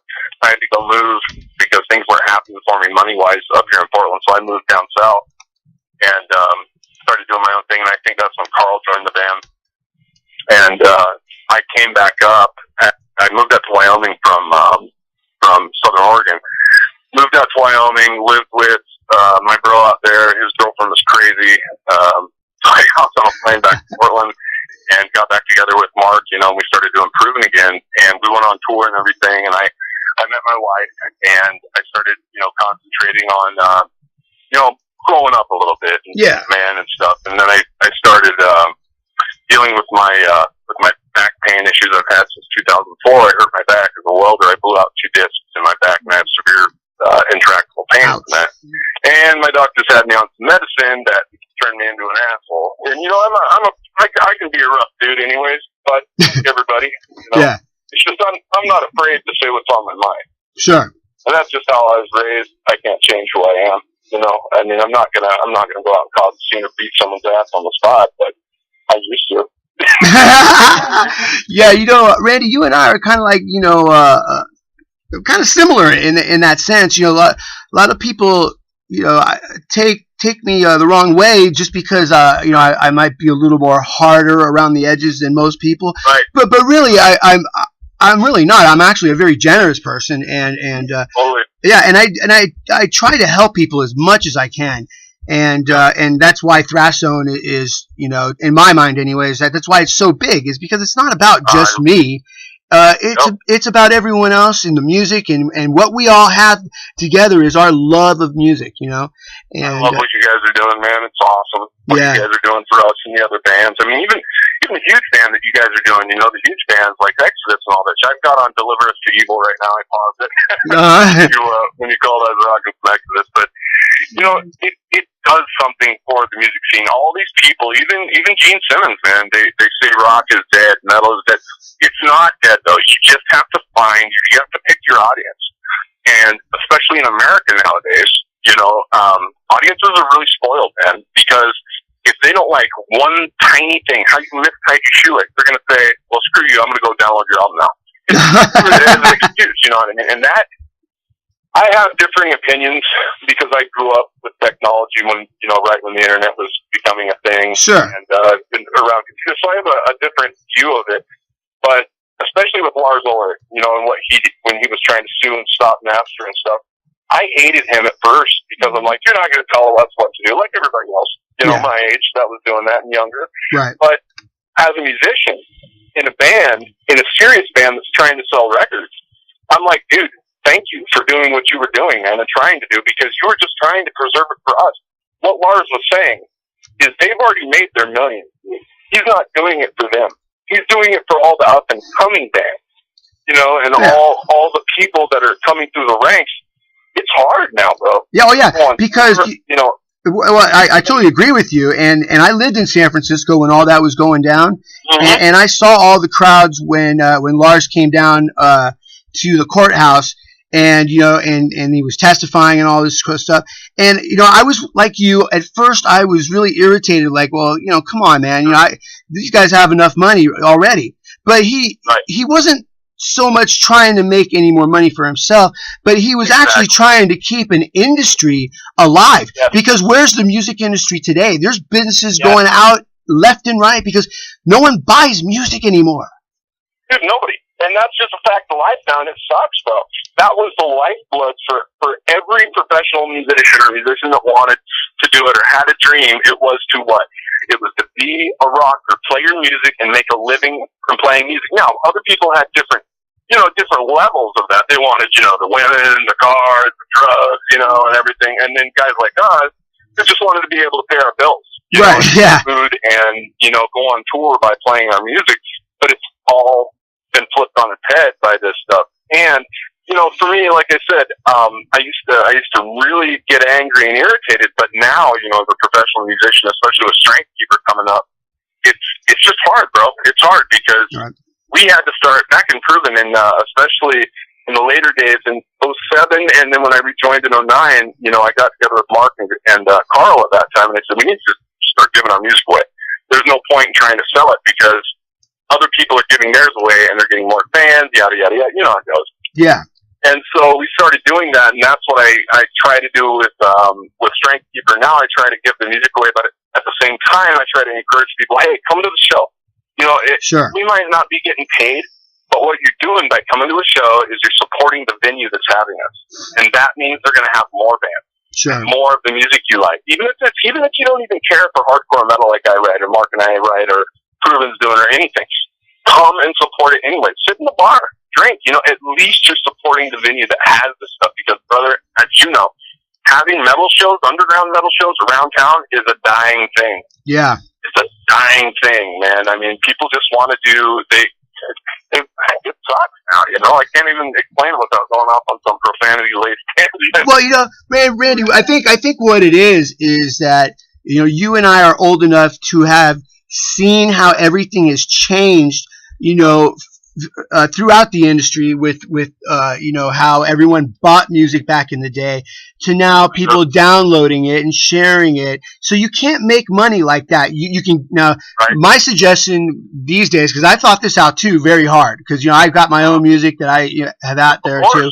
Yeah, and I love, dude. By the way, I love your stuff, man. We're going to talk about that too, because you write some good shit, brother. Well, thank you very much, Randy. Yeah, and you know I want to do something with you, and I want to definitely do a project with you. But you know, like I sat there and I thought about it, and I'm like, well, okay, I have to roll with the times. So if I'm not going to make music selling or make money selling my music, how am I going to do it? You know, of course, it's got to be from getting people off their ass and into the venues, and it's also by selling merch now. You know, so people out there, if you really love your band and you want them, you know, to come to your town, buy the merchandise that keeps them going, because that gives them the gas to get to the next town. Totally. You know, that's all we're saying, man. Pick something up, you know, buy a CD, buy a sticker, because when we were out on the road in 09, brother, it was hard. You know, I mean, we were there. We did pretty well. I think we made our gas every night, you know, from merch sales and stuff. But if we didn't, you know, I think there was a couple nights where Karl and Mark and I had to throw in extra gas, and I had to hit my dad up for a little money on the road. Yeah. So my dad's a working class, you know, mechanic. I mean, it's not like he can afford anything. But there were a couple nights where if we didn't have that, you know, and this is proven, we were promoting the hell out of ourselves from 06 to, you know, to infinity. So we had a tiny, tiny little following, and that gave us gas money. But as far as eating, as far as places to stay, I mean, yeah. I think the coolest place to stay, man, was we were out in You have to ask Karl where we were. There's this punk rocker guy, and he was like totally awesome, totally generous, brought us all 2 bands worth of people with us, stinky dudes, into his house, chill out, drink some beers, everybody's having a good time, man, and crash on his floor. And if he wasn't there was another night on the bus. Right. And it really did something for us. But yeah, going back to what you said, you have to absolutely support your favorite, bands, especially your favorite underground bands, if you want to see them take it to the next level. Because in the age of, home studios, I have a home studio that I record all the Strength Keeper stuff at. Yeah. Mark and I do everything here except for drums, which we go to Falcon Studios out in Portland for. It's easy to fall into the trap that, they don't need that much money. They've got a home studio. No, we don't need millions of dollars, but we need money to get to a show. We need money to print merch. We need money, and all this is coming out of our own pocket. And brother, unless you're like us, you, me, Mark, Karl, people who have it in their heart, you're going to fold, dude. You're going to be like, this is $5,000 over the past 3 months, and I don't have a return on my investment. Screw this. Right. You know what I mean? So it comes down to the hardcore of the hardcore who are in it for life, Yes. Old school bands, one of the biggest lessons I used to take away from bands. I remember in Eugene, back when 93, 94, Megadeth played with, they were supposed to be playing with Stone Temple Pilots, but they didn't show up, so the band from Seattle called War Babies opened up. It was my first metal concert, I was like 12 years old or something. And anyways, I was, kind of standing around the side. I was really intimidated, but Dave Mustaine was kind of, giving out advice, and he's saying, you gotta keep going, even if you're eating 1 pack of top ramen a day, you gotta keep going, as bands. And it makes sense. You have to. You're not giving 100. Literally, there's nothing more than 100%. If you're not giving 100% of your all into your music, into your band, into your project, you're gonna fail. Yeah. If you go around acting like people owe you something, like if I see a lot of bands, they go and they act like, screw you, other bands, we don't need your help. You better come to our show, or we hate you, type of stuff. And it's like, man, you guys have no idea of how this works. Right. You can't demand shit from people, especially these days, dude. All they have to do is say, screw you, I'm burning your CD, I'm not coming to your show and buying any merch. Right. You're done. Yeah, you're done. So it's like, we try to be humble, especially in, with Strength Keeper. It's very close and dear to my heart, and Mark's so busy these days with work and with, his other project and stuff, that we get together as often as we can. And, my wife, Holly, when I met her, I had never met somebody, and I'm sure you can identify with this, so into seeing me succeed, seeing her loved one succeed. It means a lot to have your woman, by your side in doing this. It really does. Exactly. And she, through her, she did everything for us, as far as we wanted to stop paying $50 an hour for recordings, because it's pretty ridiculous, $50 an hour, especially in this age. They could say the quality you're getting is this and that, but I understand, but we can buy our own certain things right now, right, and get a bulk majority. Even if we're only doing our guitar track, that eliminates, 10 hours. Yeah. An album, so that eliminates $500. And she was there for us, and she is there for us every step of the way. And I wanted to, she's sitting right there right now, but I wanted to give her a shout out because I love this girl so much. That's great to hear. She's helped us, brother. And you know what it's like. I mean, Kimberly, dude. As I haven't met you guys in person yet, but talking with you, it's like I know you. Yeah, it's one of those things. I totally know you. You're like a brother already, and she's like a sister. And I can see how much she loves you, dude, because of how integrated she is with the program, how into it she is, and how much she works, how hard she works to make the show a success and stuff. Yeah, absolutely. And I want to say thank you to Kimberly, and I know Mark wanted to say thank you to Kimberly for really coming through and helping us out and getting us on the show. And those little things matter, especially guys like us, just regular blue collar dudes. It matters. When you stop thanking your friends, when you stop thanking the people around you, that's when things start to turn sour, and a lot of bands don't get that, man. They get on a high horse, they act like they don't say thank you or please anymore, and guess what, bro? People remember that. Yeah. People remember that shit, and it's like, what are you going to do? Yeah. Now, Randy, I just wanted to go reflect on a little something of what you said. And that's about how our women are behind us 100%, and how it really does help us succeed. Because, look, I've had, girlfriends in the past who were jealous of what I did because it took away from my time with them. But at the same time, they didn't really want any part of what I was doing either. And here's something they didn't understand. That this is who I am, this is what I do, this is my passion, this is all I want to do. So if they're going to make me make that choice, my music or them, I always say, please don't make me do that. Because I'll walk away. I will. Because I'm not. It's not worth all the fighting, for somebody it's just going to cause you grief. Now with Kimberly, when we started going out, she immediately, she knew my history and everything, and she immediately just started asking questions because she was like a sponge. She just wanted to know, how does this business work? And I've been in this business for 30 years now, and I was telling her like a teacher teaches in school, man. I taught her the fundamentals of how you do things, the things I learned in college when I was learning radio and television broadcasting. All my friends that helped groom me as a young man in my first 5 bands or whatever, and there was a lot of help along the way, and now that I have Kim helping me with Thrash Zone, it really takes me to another level, because now I don't need to be focusing so much on booking anymore. She does that. Right. And that allows me freedom to do other things that need attention as well. And that's what makes the show a success. Yep. And you got that fire behind you, man, which is more than anything. As adults, when we grow up and we're teenagers, we don't really think about it that much because we got our parents, we might have a high school girlfriend, yada, yada, yada. But as adults, in metal and music, when you have that fire behind you, a spouse that loves it as much, if not more than you, it does, brother. You hit the nail on the head. It takes you to a completely another level. And by doing that, it's like nothing can stop me. Even if I fail, it gives you that confidence, because confidence isn't anything but, I might get knocked out, but I'm okay with that. That's confidence. But you know what? It's not. Our gals do for us. Yeah, but it's not really failing either. It just means maybe you didn't hit a goal, but you're still doing what you love to do, and you're doing it together. And you know what, Randy? We were really bummed out that you were sick today, because Kimberly and I were really looking forward to meeting the both of you, and we will soon too. But no, I'm gonna be coming out, bro. You know what? I'll tell you what. Let's book something for either. I'll say it here on the radio. Let's book something for either next week or the week after, and I will drive my ratty ass pickup truck out there, and you can meet Holly, and we'll hang out and have a good time, man. That sounds like a plan. Yeah, you guys are always welcome down here too.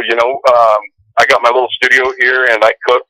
I grew up cooking and watched my grandmother cook. She was a chef, and so I love to cook. I love to feed people. I love to nourish and nurture. I'm one of those type of dudes. So that you better eat. If you don't get something to eat while you're at my house, it's your own damn fault. All right. Well, you sold me, man. I'm there. I love a good meal. Dude, anytime, if anybody out there in the metal community that's listening to this right now might need a hand or something, reach out. Ask. I lost a really good friend of mine a couple years ago to suicide, and it stayed with me because this guy was very near and dear to me, and it really, really kind of changed me as I was, growing older and stuff and thinking about it. There's no reason, especially as metalheads, we are the closest knit community of musicians and fans in the world. Metalheads, you cannot get any more diehard than we are. Yeah. And there's no reason for anybody. I don't care who you are, what your status is, if you slam dope, if you go to church every day, what. If you need help, ask a brother, man. Ask one of your bros for it. Yeah. There's no shame in that. No, none whatsoever, brother. None whatsoever. Nobody's going to look down on you. Nobody's going to, cuss you behind your back. None of that stuff. Yeah. And that's, one of the messages I really wanted to get out.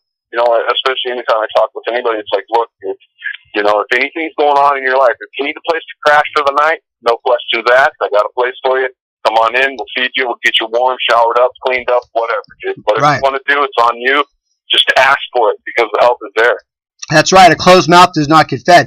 And by the way, Randy, I want you to know that Kimberly is over here just giggling away, smiling, but she's too shy to get on the mic. But trust me, man, she really loves hearing what you're saying, and she appreciates the fact that you know how hard she works, and of course, dude. Yeah. Of course, Holly and I and Mark both do, man. Holly's sitting behind me smiling too.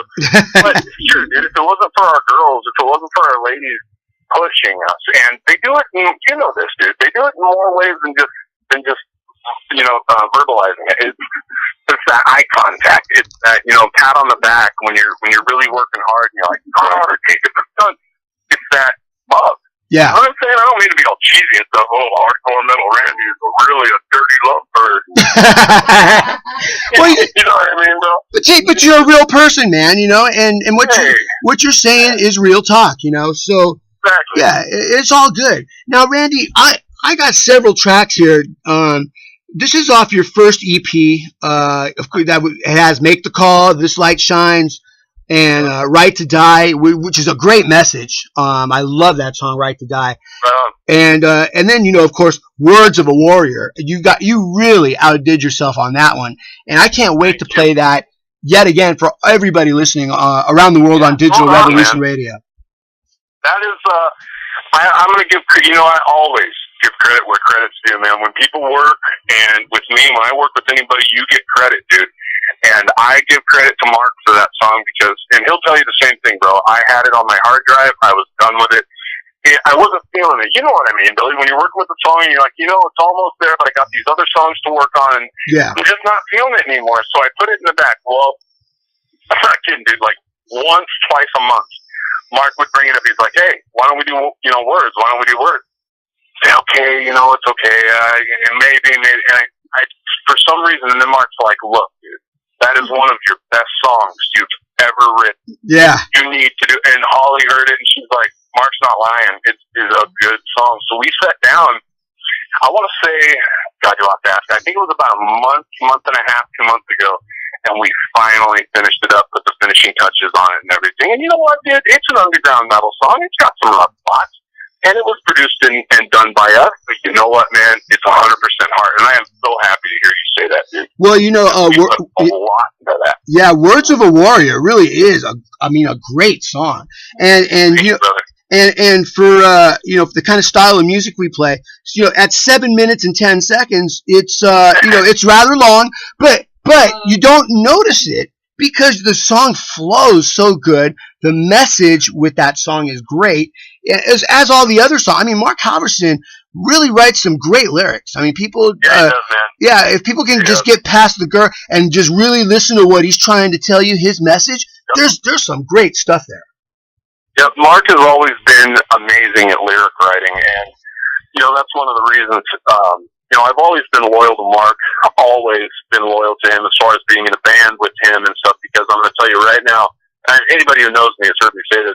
I've never been able to find. I've never found anybody that we can sit down together, Billy, and we can literally write an album in a weekend. I mean, a full 10, 12-song album with breaks and everything, because there's something that happens, and this is advice to maybe younger people that are in a band too. Always consider your friends that you might have thought, oh, they're nerdy, they might not do this, that, because it doesn't matter if they're musicians or not. If they have that talent, like Mark does with words, and with lyrics and lyric writing, he's got a bachelor's degree in speech communication, and I don't know if it's that, but I do know this. Him loving Pantera and Biohazard and Crowbar and Machine Head and Terror and all the other bands as much as he does, it gives him a different perspective, especially he doesn't play guitar, and I tell you, I'll say it again, I've never found anyone like Mark to sit down and just write song after song that flows, that sounds good, that isn't cheesy, that doesn't use a lot of cursing. Yeah. Because to me, when you have to add cussing to your music, unless it's artistic expression, okay, if you have to add a lot of cussing, it means you don't have anything to say. Yeah, you have nothing there. You know what I mean? Unless it's like an angsty rebellion type anthem or whatever, it's boring, dude. Nobody wants to hear you, drop F-bomb after F-bomb over Absolutely not. Yeah, I hate that. I hate it. I can't stand it, man. There's no intelligence in it. I love intelligent music. You know, I love music that speaks to you on any level, as long as it speaks to you. And you know what, man? If that type of music that we just discussed speaks to somebody on a level, absolutely. Good for them. You know what I mean? I can't take it away from them. But for guys like us, you know, having Mark there to write and to say, hey, maybe we should do this instead of this here. I mean, like I said earlier, I give credit where credit's due, man. And Mark him and I are like Elton John and Bernie Taupin, man. There you go, man. Yeah. Never, ever found, as far as songwriters go, you know, I've never, ever found somebody who I can just sit and write music with like that. That's magical. It's amazing. Right there. Yeah. And it is, dude. It's total magic, man. Yeah. And he's as dedicated as I am about music. He's passionate. I can't get out, you know, of my house a lot, dude, because of my leg and nerve issues and my broken back. So I can't go to a lot of the shows and stuff that he does, but he's always out there, dude. He's always passing out proven. He's passing out with the same hand. He's passing out strength keeper stuff. He's keeping people interested. And I'll tell you what, dude, 99% of why we're known is due to that guy. Absolutely.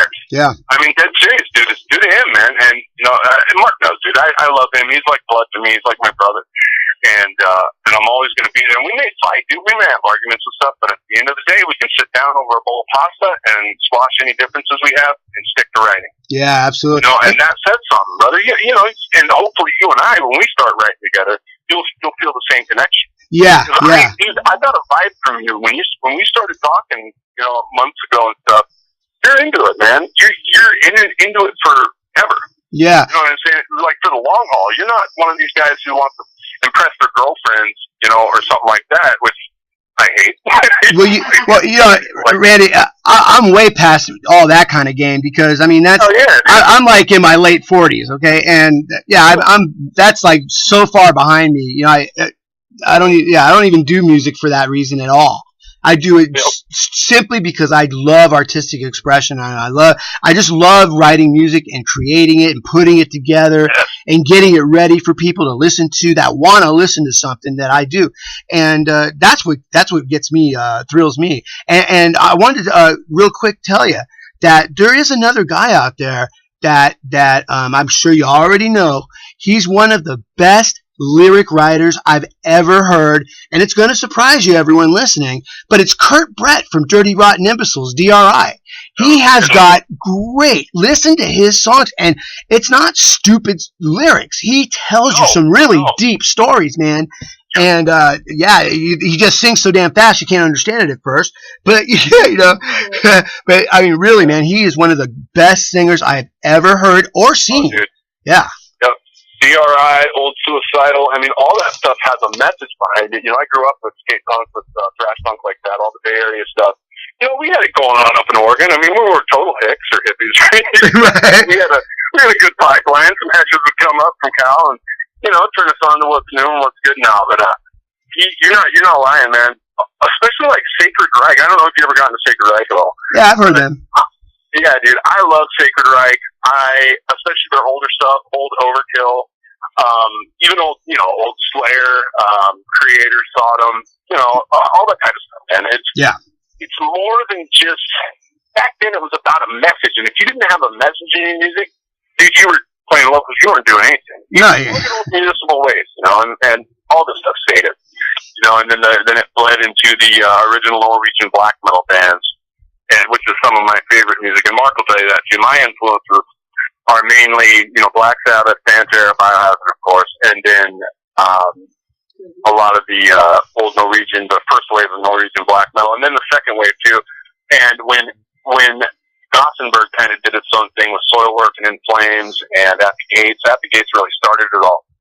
That is where I kind of latched onto guitar-wise and music-wise, and then it just blew up from there. You know, we had bands like Amon Amarth and Dimmu Borgir and all these other bands. And Dimmu Borgir and Amon Amarth are two of my most favorite bands ever. And you want to talk about lyric writing? I mean, those guys are just amazing. And they're getting some publicity and stuff now, but dude, not as much as they should be, man. I mean, to me, guys like me, you, Mark, Carl, everybody, dude, metal should be on top. And you know, one thing I found out is over in Europe, it is, dude. That's their top 40 music is metal. Yeah, it's crazy. Bands, I couldn't believe that, man. I'm like, I'm in the wrong area, you know. So that's why American bands go over there and stay over there for such long time, is because number one, they're making a living. Number two, and this perhaps the most important, people still appreciate music over there, especially heavy music, and the composition of it and the execution of it. And it's just a different zone. You know, it's like it was in the late 80s, early 90s. You had people come to shows, buying shirts, buying patches, buying pins, hanging out with their friends, drinking beer, rocking out with the band, and enjoying themselves. I don't know what it's turned into over here, bro. It's like a bunch of kids stand in front of the stage with their arms folded. It impressed me. Yeah, well, those are the people I usually run over when I'm slam dancing the pit, you know. Hey, Randy, I got to cut this. Soon here. I have another guest, and as you know, a friend of ours, Alex Raygoza, had passed away, and we have one of his best friends that's gonna. Yeah, it's a tough one, and it hurt a lot of people. Even though he's been sick for a while, and we knew this day was coming, it still was a shock, and it still hurts very much.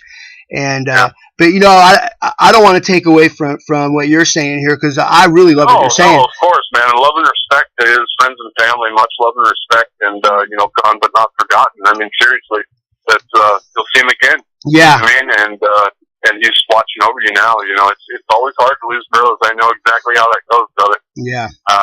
I lost a really dear friend to me, and it changed me. I mean, that's the way I can put it. So, right. Oh man, that's cool. Wrap it up, and then I'll be coming up to you here, like I said, in about a week, or whenever you guys want me out, man. I can shoot up, because you guys are like 20 miles away from me.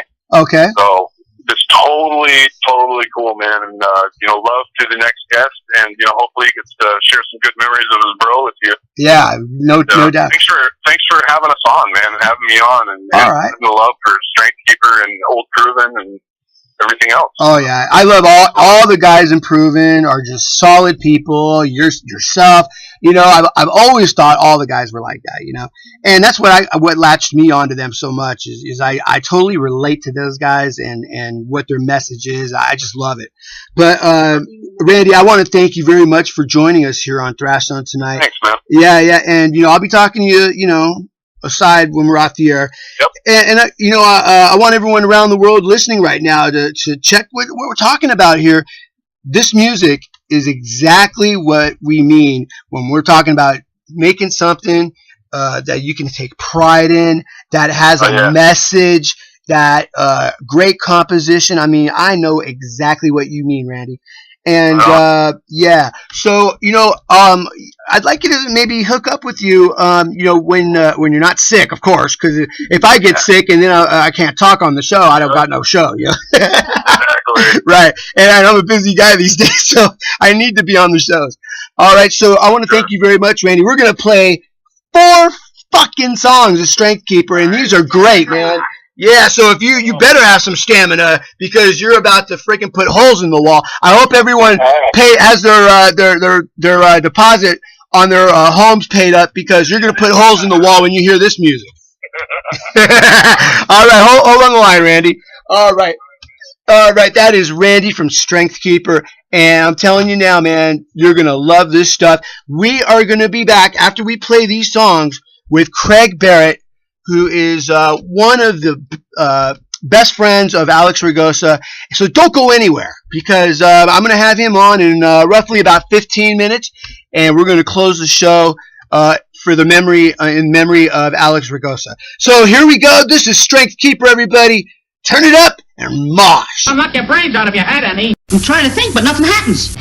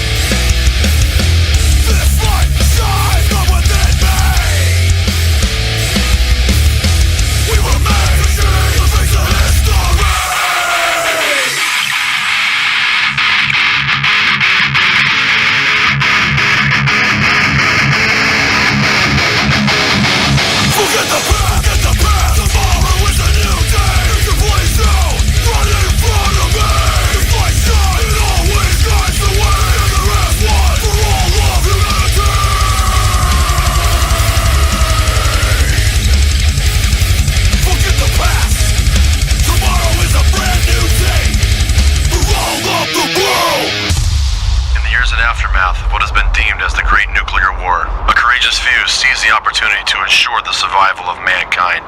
In our darkest moment, facing our ultimate peril, the human race stood as one and declared, "This light will forever shine."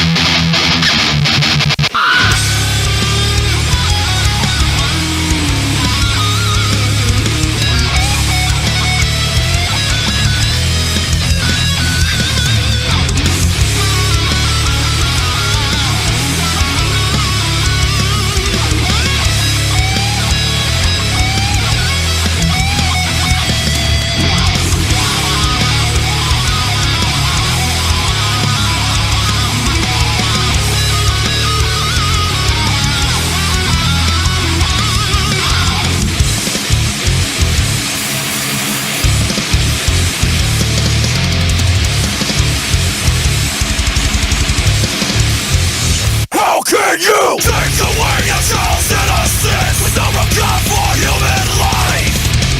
Hiding and praying within the shadows of your mind. The child's fear, the family's tears poured out from their eyes.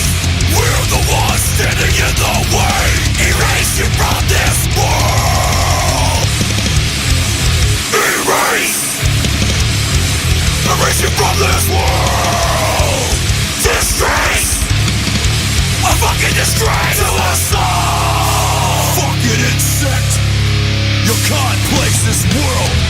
You prey on their innocence. Your beats in my hands now. Your days are numbered to rip our sights. To every move, we want your right to die. Now it comes, glass strikes, smell is wrong. You come undone, perfect appears and I think will be the last thing that you will ever see. Hold you, the light out of you. No one for your conviction. No time to decide your fate. No one builds the slow the system. Just your head on a fucking plate. 'Cause you have the right to know. And I'll bury you. Right to know. Who'll bury you? Victims wrong. Who'll kill you? Victims wrong. Right to know. Who'll bury you? Right to know. Who'll bury you? Victims wrong. Who'll kill you? Victims wrong. You'll probably be the death of you. Street justice for the victims, for the families.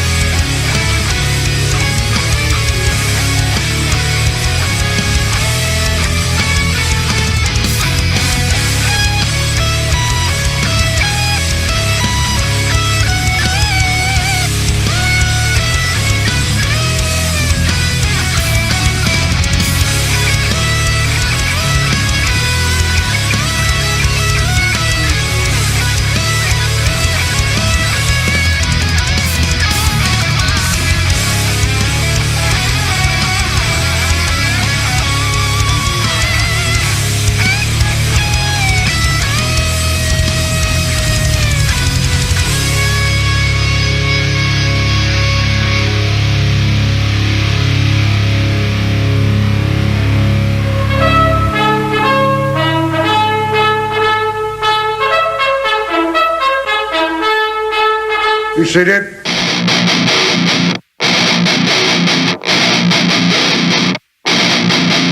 Now we have the best spirit and the best men in the world.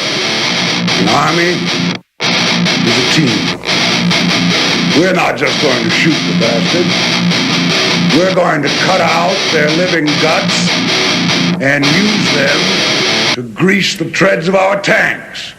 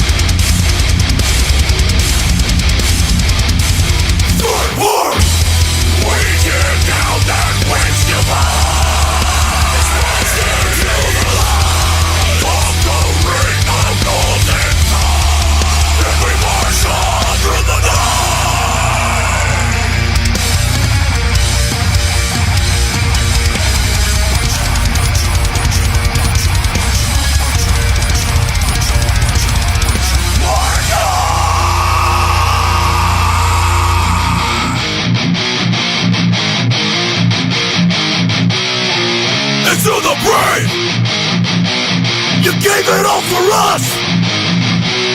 We give it up to you. Staring through the eyes of a dead man. Walking down round and kill you. When my pieces slip away through my hands, it becomes so clear. I begin to see real traps and lies.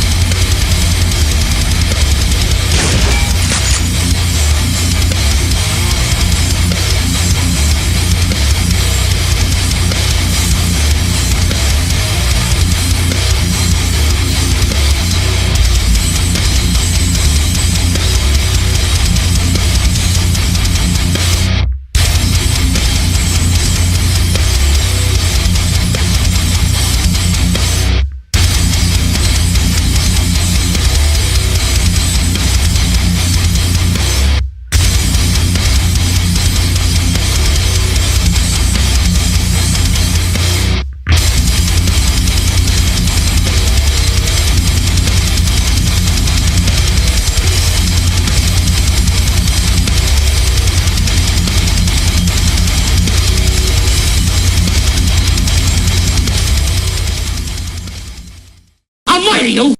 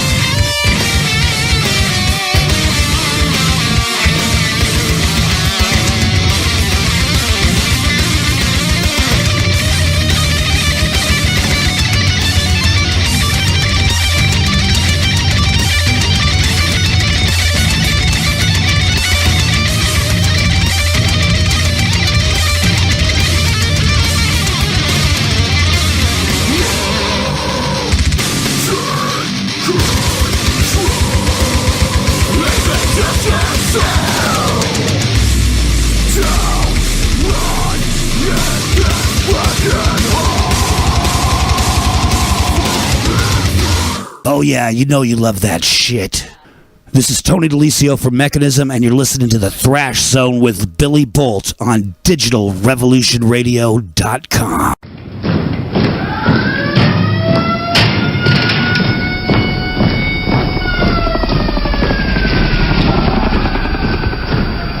Does anyone pretend that preparations for resistance against aggression amount to the unleashing of war?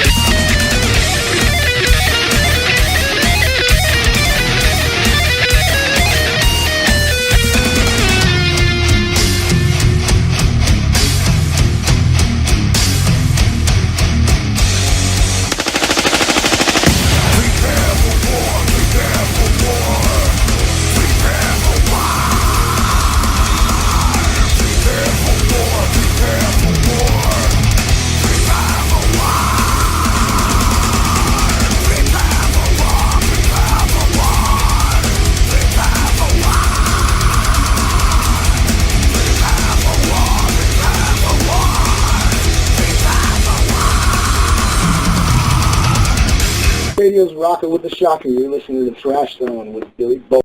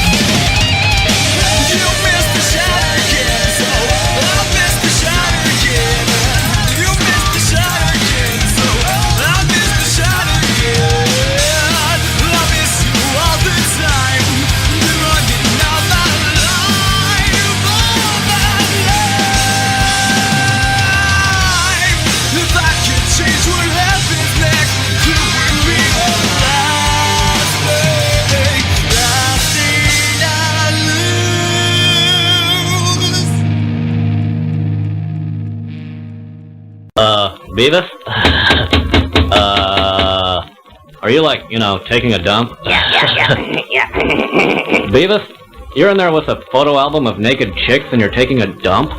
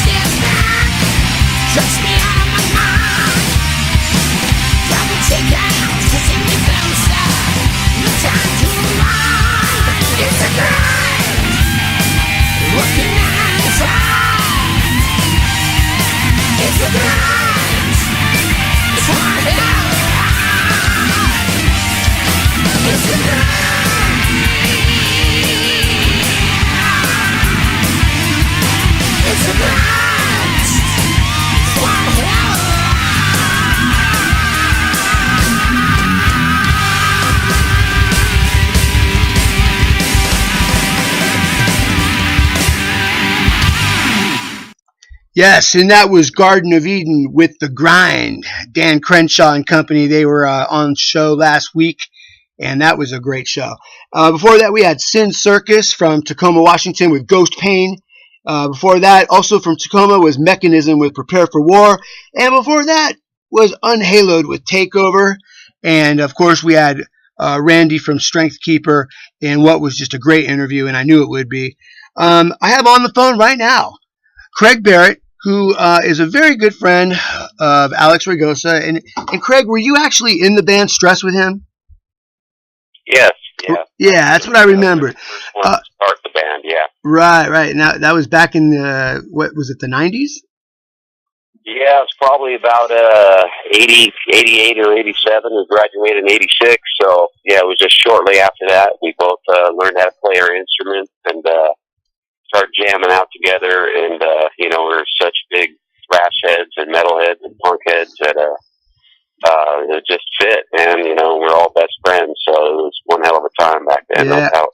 I remember those days. I don't know if you remember me, but I used to sing in a band called Infernal Forces. Yeah, I remember Infernal Forces. Yeah, I totally do. I remember you guys' studio. Yeah, in the alleyway. Yeah. Some big stories in that one. Yeah, that was good times. You have a song with like the 007 song or something? Yeah, License like to Kill. Yeah, very cool. Yeah. I remember, dude. That's me. All right. So, Craig, you know, unfortunately, we're meeting under bad circumstances, which is our friend Alex Raygoza succumbed to cancer and had passed away a couple of days ago. It's hard for all of us, but you know, I do want to let people know how they can donate to help the family, the Raygoza family, for burial costs and these kind of things.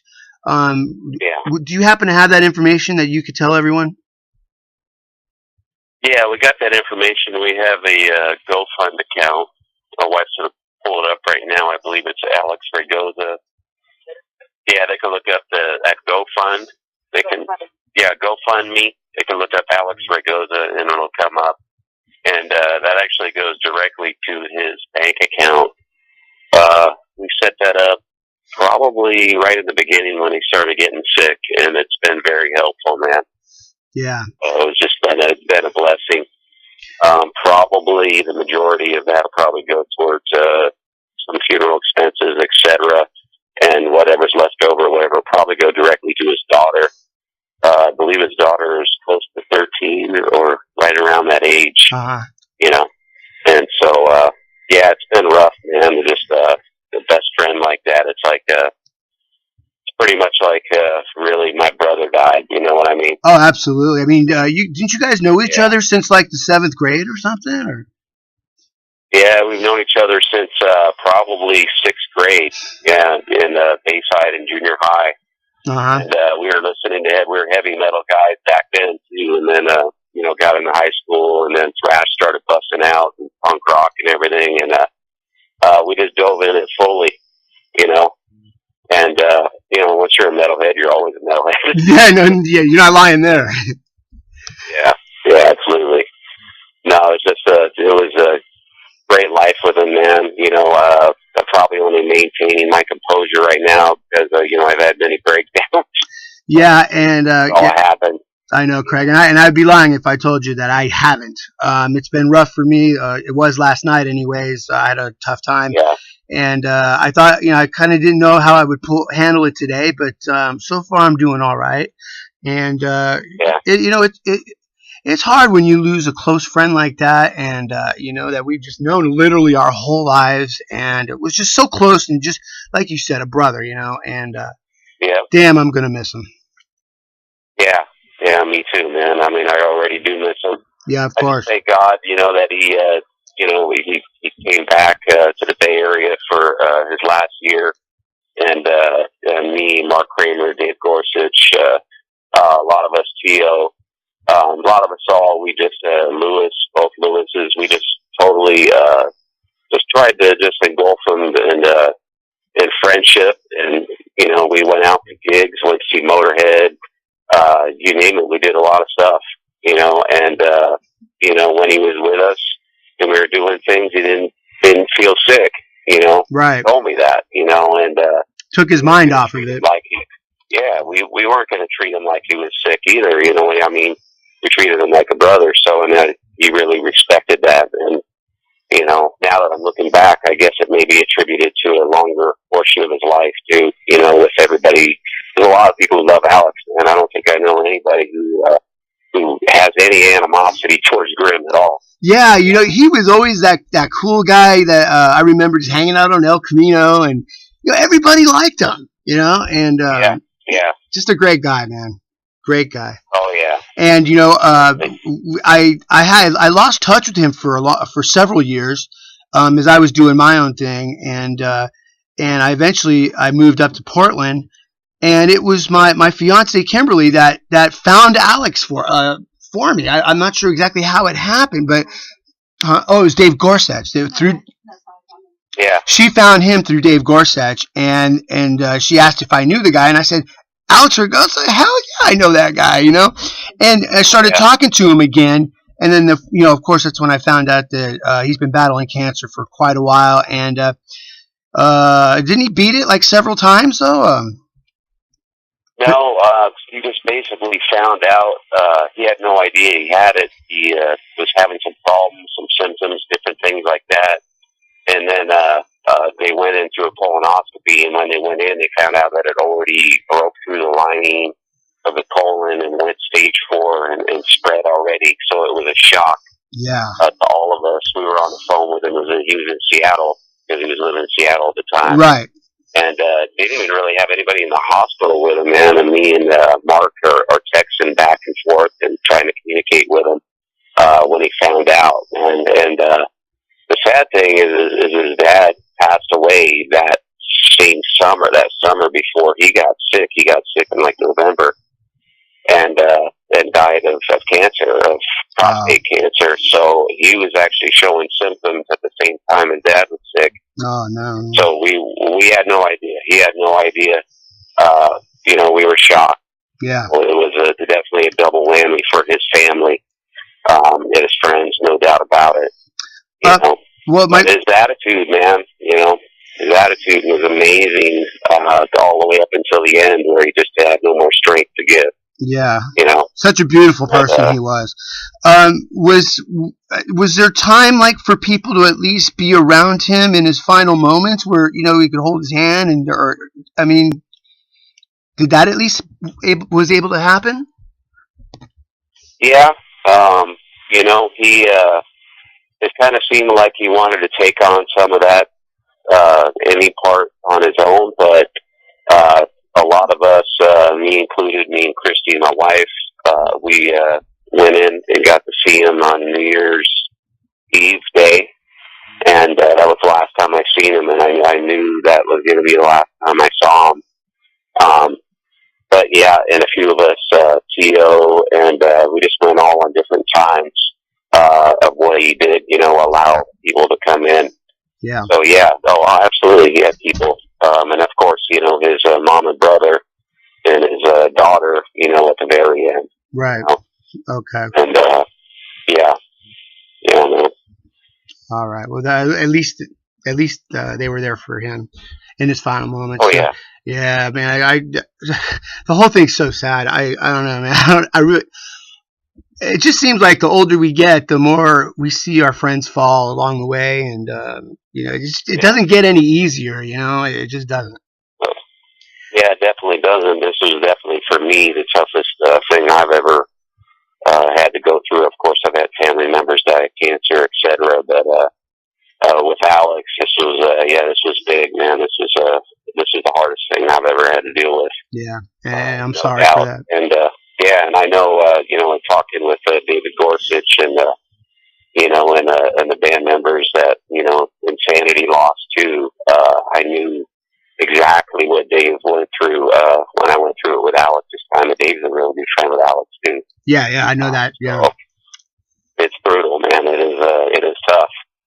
But if you could just support the people that are involved in that, you know what I mean? Sure. And just try to do your best, to be there for them, and not get scared yourself. It'll make a big difference, in some people's lives, that's for sure. Yeah,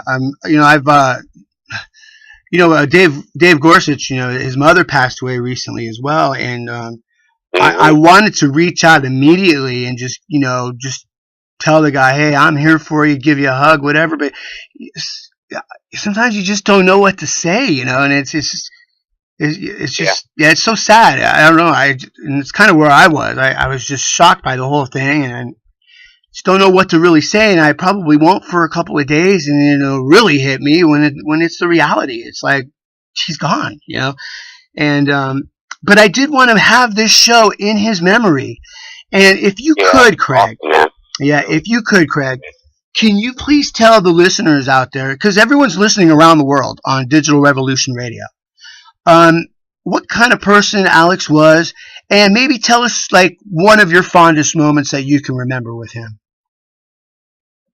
Well, Alex is a straight up music lover, man. You know, and like we all were, we fell in love with music, and of course heavy metal, then thrash, punk. Thrash was huge in the Bay Area. You know, we're Bay Area thrash heads. So, yeah, no doubt, all of it. We go to all the early Metallica gigs, Slayer, Exodus, Venom, you name it. And our camaraderie was that, man. We were bros, for the music, and we partied like crazy, played music, and went to gigs constantly. I went to so many gigs I can't even count. I probably need hearing aids in a couple of years. I'm not too far behind you. Concerts, gigs, just the coolest guy, man. And I can't count how many times we've laughed. He's the shit. Yeah. Grim was the shit. And and we I don't think we ever fought, man. You know what I mean? We're just true brothers. There was at least 5 to 10 of us, which were real strong to the core. You know what I mean? Alex was metal to the core, man, and he died still being a metalhead. Yes. Still horns up, Slayer shirt, etc. All the way till the end. So that's the way he was, man. Fondest memories, that's pretty hard because there's so many good ones. There's so many good ones. I don't know if I can pinpoint, that many. Sure. But yeah, there's just a ton of them. Basically, I think the fondest memories were with Stress, and we started making our own music. Yeah. And our dreams started coming true a little bit of in our artistic way. Yeah, I remember those old days. You guys were playing Pony Express in Redwood City. Yeah, I remember those days because I'm not even sure, but we might have even done a show together. It's just been too many years. Well, that's possible. Probably Mark Kramer would probably know. He keeps like all the flyers and all that stuff. He has all that stuff there. Yeah. But yeah, we played the Stone, the Omni, all kinds of gigs. Yeah. And that was just our life. That was our life and our dream. And we had so much fun doing it, man. And so many cool people out there. Friends with Death Angel, Demented, Bacchus, the whole music scene, Insanity. Yeah. It was a great time, man, in music, no doubt. And the music was really the core front. That was the bond that we all shared. Really dedicated it. Yeah. Yeah. Good times, definitely back in those days.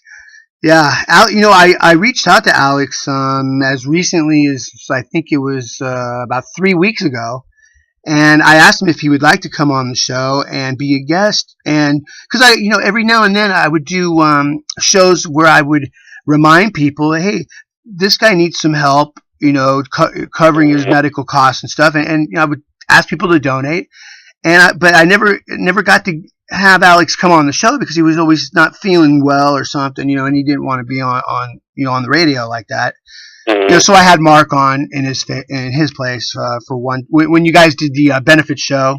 I think that was in Oakland or something at the Mile High, Eli's Mile High. Yeah, and actually around that, I was actually there at that time too. Just we practiced so hard. He was still jamming, dude.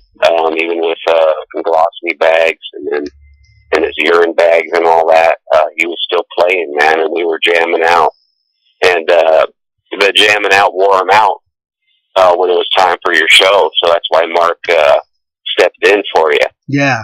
So that just shows how metal. He loved his music. Yep.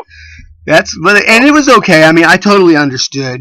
But like I said, as recently as a few weeks ago, I asked him again, and he said he kind of just has to go moment to moment, and I was like, okay. And then when it was showtime, he's like, Billy, I just can't do it. But and that was okay. And I'm very glad that even though I lost contact several years, with him, that I was able to say hello and goodbye in these final weeks, you know. Yeah. And actually the last few months, if you really want to get down, it's just the last few months. And just a hell of a guy, man. And, you know, everyone out there, so the place they can donate is GoFundMe. Is it? And then what it is, you put in Alex Raygoza, or is it part of the URL? Like you go GoFundMe/Alex Raygoza? I mean, I'm not sure how to do it, but I'd like everyone out there listening to know. What you can do actually is there's a page that we set up for him and his family on Facebook. So I believe if you just type up his name, it'll come up, won't it? Yeah, you can type up his name on Facebook. There's a benefits page on Facebook on it. But if you go right to the GoFundMe.com and type in Alex Raygoza, he's the only one in San Mateo. And, and then you could go in there and anything donated does go directly to his bank account itself, and his brother will probably be handling the bank account for a little bit while longer until they close it. Sure. You know, and, but yeah, you know, Alex never asked for the help, man. You know, just when I was talking to him, and you know, we were real with each other, you know, about his sickness and what he had, etc. And so when I found out he didn't have enough money for some cannabis oil, and I'm a big marijuana advocate. Yeah.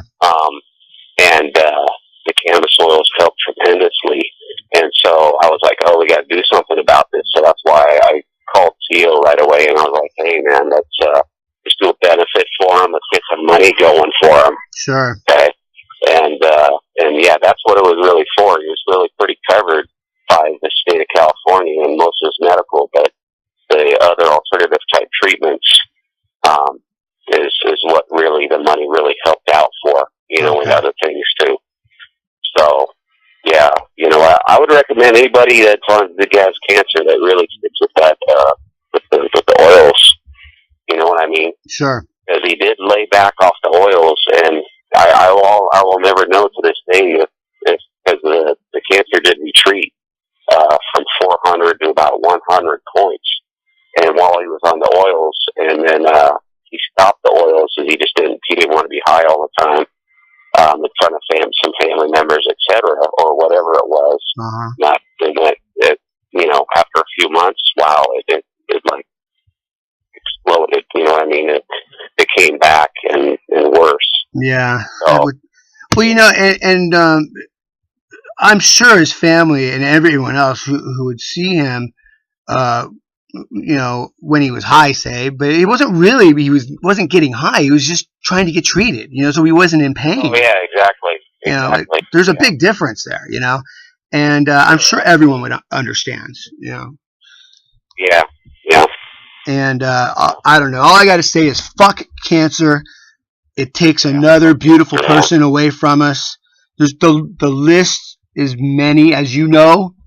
You know, all our friends we grew up with, we've lost many to cancer. It's just a terrible thing. Terrible. It is. Terrible disease. Yeah, we definitely need a cure for that. It's time to end that shit. Yeah. No doubt about it. All right. You know. All right, Craig. Well, yeah, you know, I really appreciate it, man. I'm definitely going to miss him like no other, man. And I just want to thank everybody, all his friends. He knows, man. And Facebook's been blowing up. Right. Everybody, and I thank you too, you know, for you know, getting it out there. You know, some people need help. Even us metalheads, we need help, man. Yeah. Well, you know, even though he didn't ask for it, he didn't have to, because, you know, when we see one of our brothers get sick like that, we all rally around each other, you know? Oh, hell yeah. Hell yeah, we do. Yeah. So, you know, anyone out there, you know, don't suffer in silence. You know, speak out, let people know, and trust me, the metal community will come together for you and get you what you need. Yeah. Yeah. Okay. Yeah, for sure, man. All right. Well, I know that he's looking down on us right now. He's at least smiling because, you know, he's got his show dedicated to him, and I don't know, man. It's really all I could do right now because I live in Portland, Oregon, and otherwise I would be there with everyone else back home in the city. But yeah, it's all good, man. We really appreciate everything, dude. Yeah. All right. Services will be Thursday and Friday, and I'll be there. Yeah. Where's the service? Is it going to be in San Mateo? Yeah, St. Tim's, I believe, on Thursday evening for the wake, and then, or the wake is at the funeral home in downtown San Mateo, like B Street, and then the St. Tim's for the funeral. I think it's at 11. Okay. Friday. All right, so everyone that's in the Bay Area or anywhere within striking distance that's been a friend of Alex Raygoza, please attend and show your unity and our love for a man who is just a beautiful person, inside and out. Just a great person, man. And thank you very much, Craig, for coming on the show. Oh yeah, absolutely, bro. Yeah. All right, brother. Hold on the line real quick, okay? All right, so what we're going to do now to finish this night off is I want to play my tribute to Alex and play his band that he loved so much because he played drums, and this is the band Stress that Craig was in also, and we're going to play 3 songs. This one is Platform to Each His Own, then we have Hitting the Sauce, and then Literally. This is to Alex Raygoza, our loved brother. Rest in peace.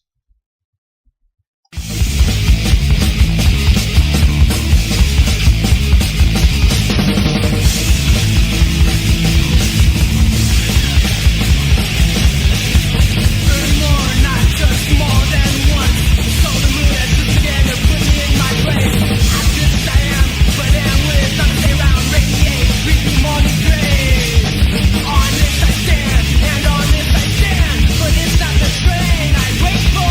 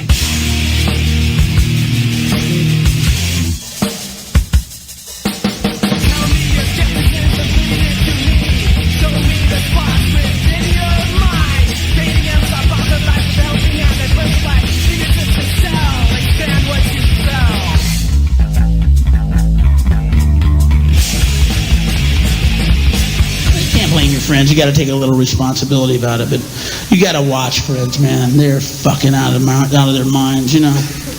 They'll let you piss in your fucking suitcase in front of people.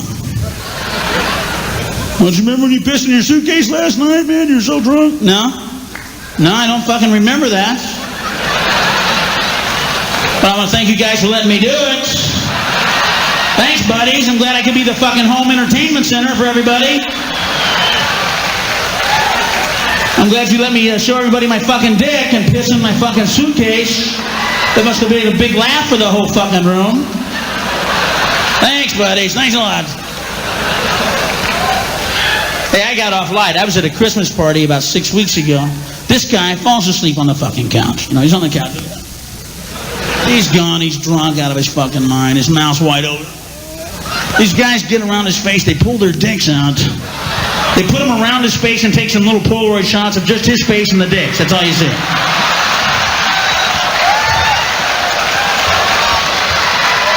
Now that's what you want blown up, copied, and handed around the office, you know. A picture of you looking like you've got a dick in your ass. Fucking mouth wide open. Look, he's in ecstasy. He loves this. 3 dicks in your face. You just look how you're going, oh. Bob, could you come to the office and bring everything in your desk with you? Yeah, there's some photos that have surfaced here at work, and it's a joke, sir. It's a joke. It's my friends. Yeah, it's your buddies. Oh, shit. Some of you are sicking up to your, I'm writing that down. That's my next party prank, I'll tell you that. I know who we're going to do that to. The last time he gets drunk and sleeps in my fucking house.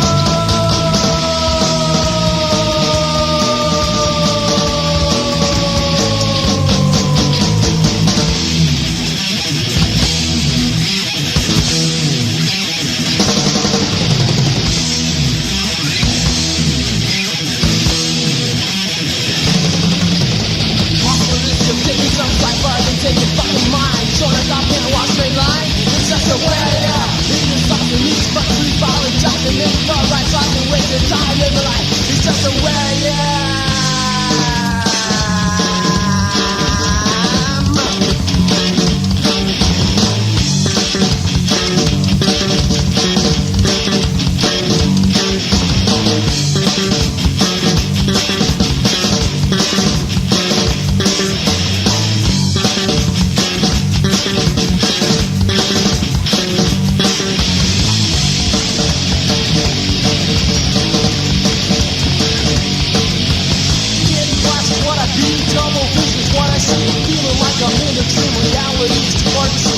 boldness in my veins, pushing everything to the street. Staring twice and then established, I'm in this now, I can have it. Silver blessings faded away. I want the streets down like a straight. Feelings and emotions are intensified, dreading myself as I cry.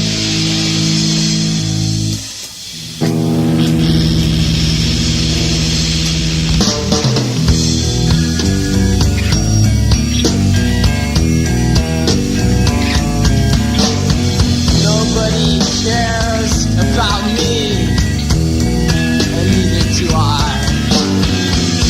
Just hand me another bottle, and don't ask me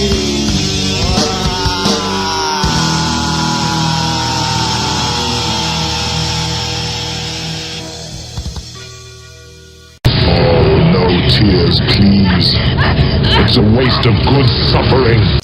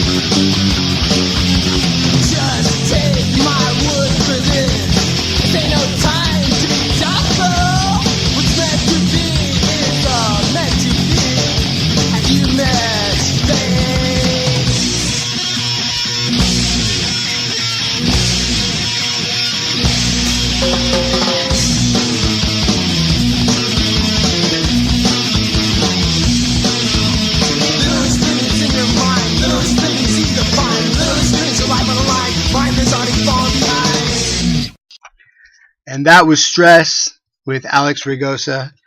Rest in peace, my friend. Gonna love you. I love you, and I miss you, and so does everyone else, all over the place, from Seattle down to San Francisco. I want to let everyone know that next week on